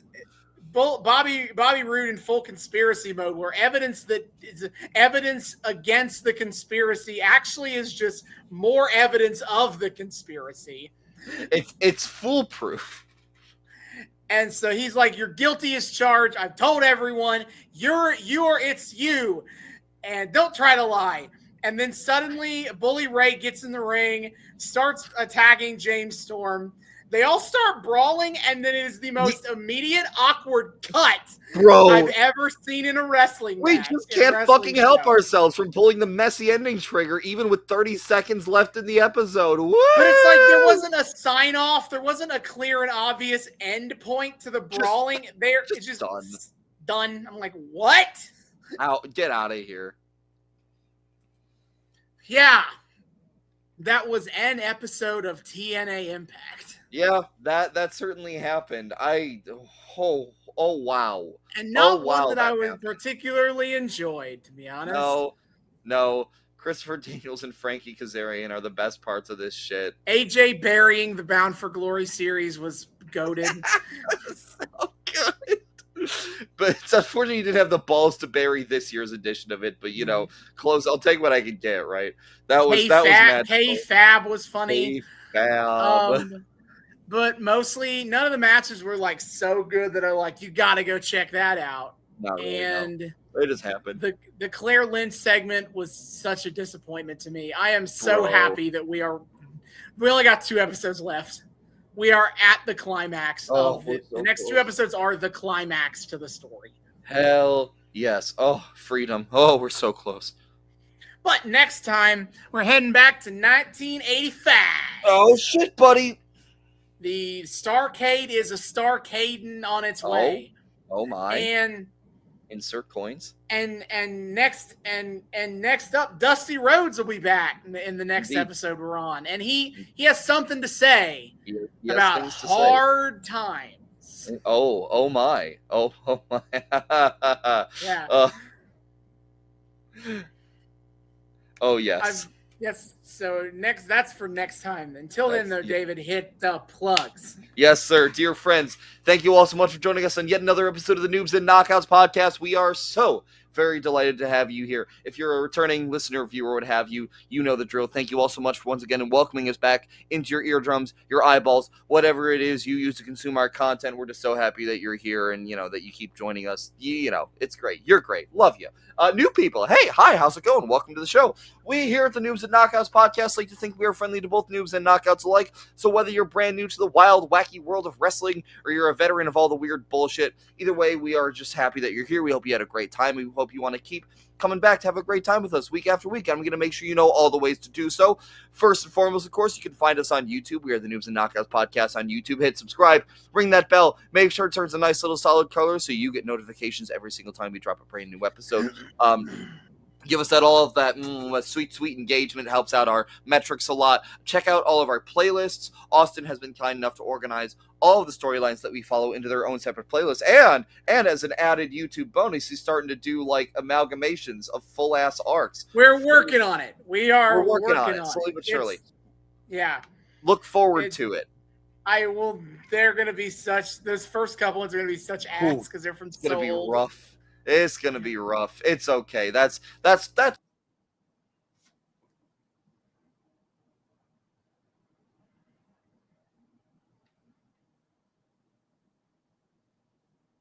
are you fucking kidding? Oh, no. Oh, there we are. You should have just kept talking. I don't talk during this part. It said connection lost, and I didn't think it was getting me, so. It probably would have. But go on. Well, shit. Okay. Anyway. Well, I was about to say, it's funny it cut out right there. I was about to say you can see the exact what you can check out exactly what the fuck it looks like to watch Austin and me freeze constantly throughout this goddamn episode. Holy shit. Apropos. So, all that good stuff over on the YouTube. However, if you're a fan of the audio only version of our show, you can find us on 3 of the best places to find your audio podcasts, which of course are Spotify, Google Podcasts, and Apple Podcasts. Listen to our show there, download our show so you can listen to us offline. Give us that sweet engagement in the forms of ratings and reviews if you would be so kind. Maybe some kind words, maybe some 5-star ratings. These dudes are pretty cool. Maybe more people should check them out. Just saying. All that good stuff is greatly appreciated by us. Enjoy our podcast online, offline, in your ears, through your eyes, whatever. All good shit. YouTube, Spotify, Google Podcasts, Apple Podcasts. On top of all of that, we exist in the world outside of this void that we keep finding ourselves in week after week. So there are a few other places on the interwebs you can find us. Of course, first and foremost is our Twitter. We are at Noobs and Knox on Twitter. That's at Noobs, the letter N, Knox Pod on Twitter. Come check us out there. We do the whole Twitter thing. We do wrestling memes. We engage in horrible soul-crushing IWC discourse. We put up a post every single time we drop a brand new episode, so you guys always know what the hell is going on. Highlight of our Twitter is, of course, weekly wrestling live tweeting every Wednesday night at 8 p.m. Eastern on TBS. We are watching and tweeting about AEW Dynamite, talking all that good shit about what Tony Khan's got on his plate this week, and nothing controversial. Please don't no, stop it. So on top of all of that, when I have time, this is rather my forte. I'm a shameless AEW mark. Every Friday night the Friday nights when I have the time to, at 10 p.m. Eastern on TNT, we will tweet about AEW Rampage. And then Saturday nights, again, when I have the time at 8 p.m. Eastern on Collision, or on TNT. Holy shit. We are talking about AEW Collision, tweeting about all that shit. I think I'm actually headed for a Triple Crown the week we're tweeting this. I think I'm going to be, I caught Dynamite, I caught Rampage. I think I'm going to be able to catch Collision tonight. We're 3 for 3, baby. This is special. And it's Battle of the Belts week. Oh, fuck. We're going at a special 4 for 4. Holy shit. So yeah. All that good stuff. Yeah, I also forget when Battle of the Belts happens. True. Oh, baby. I only remember it because everybody online complains about Battle of the Belts. It really helps. Whenever really they helps happen. mark the occasion. Incredible. To be fair, I kind of am on their side about that. No, I agree. It could be so much less lame. It's like just an extra hour of wrestling, but with the champions. Cool. This one's wild because it has Roderick Strong versus Rocky Romero, but not in an international championship match. It's a fucking eliminator match. Okay, what the fuck? Why not just give him the fucking title match? Don't think about it. But hey, Hook and Athena are wrestling as well. So that's neat. Anywho, yeah, Shane Taylor and Lee Moriarty just keep getting relegated to losing on Saturday nights. Yeah, I hate to see. Anyway, so all that good shit, that's my domain. On top of all of that, Austin likes to keep up with all of the 3 major American promotions. Sometimes he tweets about them. We like telling you guys all about the big pay-per-views that these guys got coming up. Austin will cover those sometimes, and we just generally like telling people about them. Gives us a chance to talk about contemporary wrestling a little bit on this retro review show. And especially for all you noobs out there, this is your little sampler platter from us to you, giving you all your options for the 3 major American companies. You can check out, maybe some stuff to check out if you're interested in getting more invested in this whole crazy wrestling thing full time. So, my friend, what is on the docket coming up? Right. Well, I do want to say though, is WrestleMania week hell of a fun time. Crazy shit. With this. I watched a lot of The Collective. I did watch a House of Glory show, which honestly might have been one of my favorite shows of the weekend. I think it ended on a weird note, but Masha Slamovich versus Speedball Mike Bailey was my match of the weekend. And it had a really fun tag match where I learned of a tag team where one dude is named like Jake Lion and he has a lion mask and he does this tope suicidas through a hula hoop. Oh, that's fucking crazy. Yeah, that was a lot of fun. But then, always a fun time watching Triller TV on Triller TV Plus, the 2-hour fucking clusterfuck forever. Yeah, baby. Truly peak wrestling is 2 a.m. Nate Webb comes out and every single wrestler stops dead to do a sing-along of the entirety of Teenage Dirtbag. Outstanding. That's incredible. Matt stops dead at 2 a.m. Eastern time to sing Teenage Dirtbag.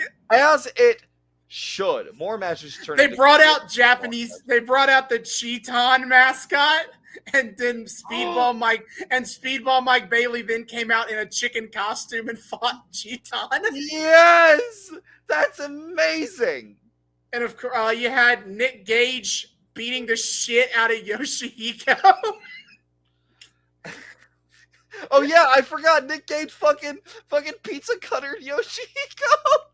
And fucking Microman won the match.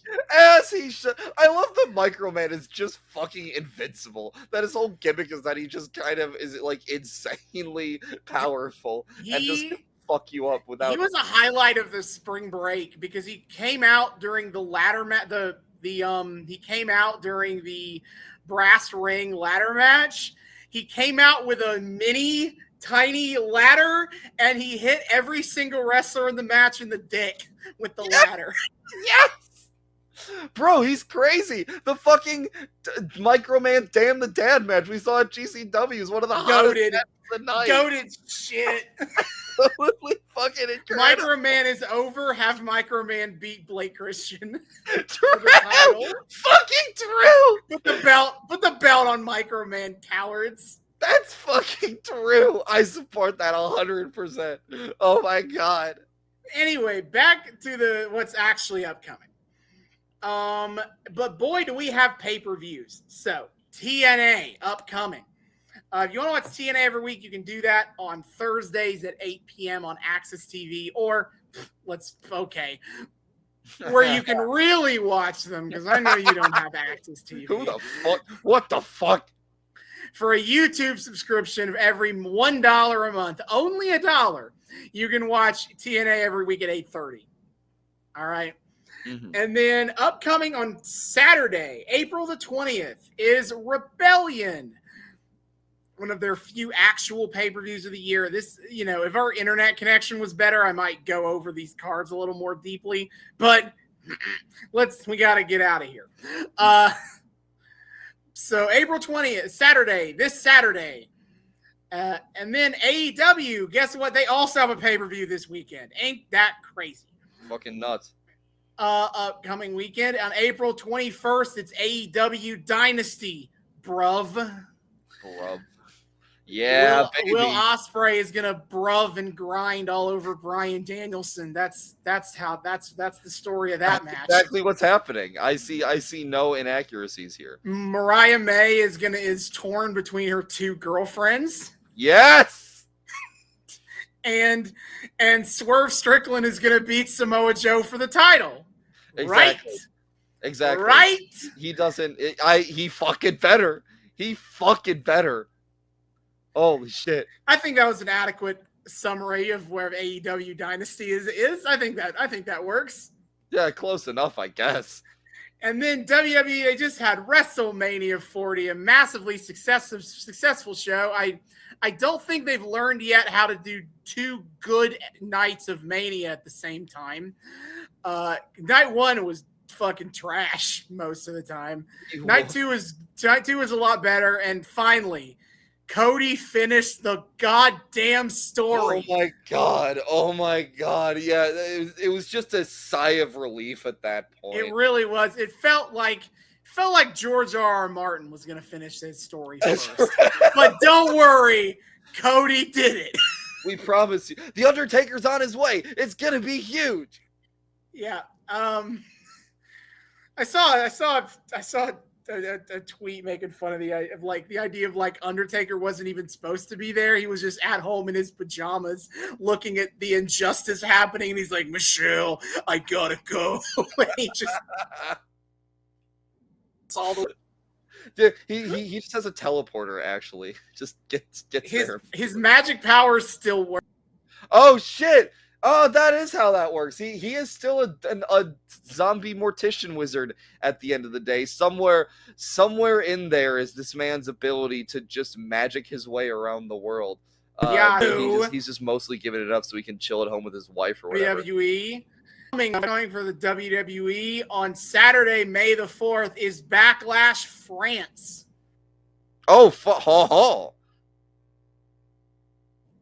Metropolis, France. Oh, I didn't realize that was a place. Lion Metropolis. That's a fucking name. I might be pronouncing that wrong. I apologize, except I don't, because it's the French. Fuck you. Our freedom fries, baby. I will not apologize to you. But whatever, they're going to be going live from France on Saturday, May the 4th. And this is unbelievable. The first match announced for little old Backlash is a title defense. Cody is going to defend the title. Yeah. Oh, what? I didn't know it was possible to defend the title on the B shows, but The more you know, I guess. God damn. He's going to defend against AJ Styles or LA Knight. Oh, they're fighting for contendership? That's interesting. They are. They had a little mini tournament where on SmackDown there were 2 triple threat matches, and now this upcoming SmackDown, there's going to be the 1v1. Ah, I see.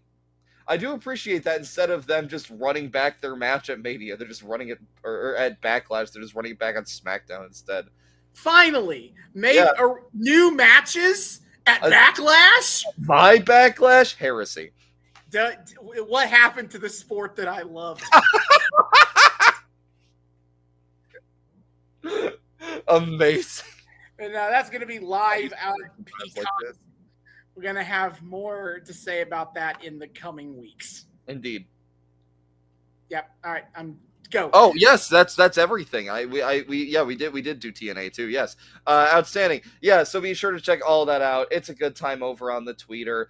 If you enjoy listening to us ramble about wrestling for however the fuck long, you'll enjoy it. You'll enjoy it here just fine on the Twitter. I think our voices carry over pretty well, and we just like talking about wrestling. Man, come talk about wrestling with us. It's a good time. Of course, if you want to come talk about wrestling with us in more direct and long form ways, you can do so at our email address. You can email us at noobsandknockoutspod@gmail.com. That's noobs, the word, and knockoutspod@gmail.com. Come say hi to us. Tell us what you think about the show. Request things you want to see us cover on the show.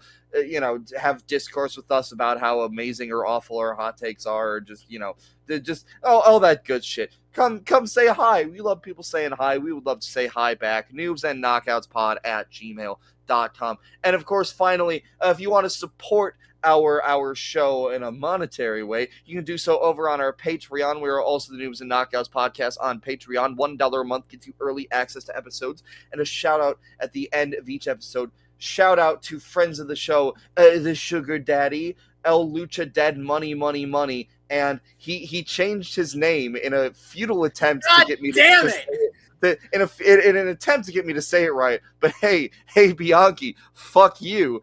Dick the Cock Johnson is our third friend of the show. You gotta keep trying there, bucko. You'll get it one day, except you won't, because fuck you. We cannot just be a deadlock knockoff. We're already veering far too close to the sun on that front. Please God, just let us have this. But yes, all three of you gentlemen, distinguished friends of the show, thank you all so much for your support. We love you guys. It means the world to us, helps out the show a lot. And we hope you enjoy your perks. If you want to enjoy your perks along with our friends, please do come and join us over on the Patreon. It's a fun time. You get some cool little perks, and it helps us out far more than we can ever say. Just a single dollar we do a month goes a long way in the long run. So we appreciate all of that from all of you. And yeah, so be sure to check out all that good shit, the Noobs and Knockouts podcast on Patreon. The link for that, once again, is in our Twitter. And Austin is frozen, but I'm sure when he comes back, he'll say that we'll see you all next time. And we will. But I'm not going to say my part until he says his. There's an order to this. There are rules we must follow. There it is. Say the thing, buddy. Bitch! All right. See you on next time. Hasta luego.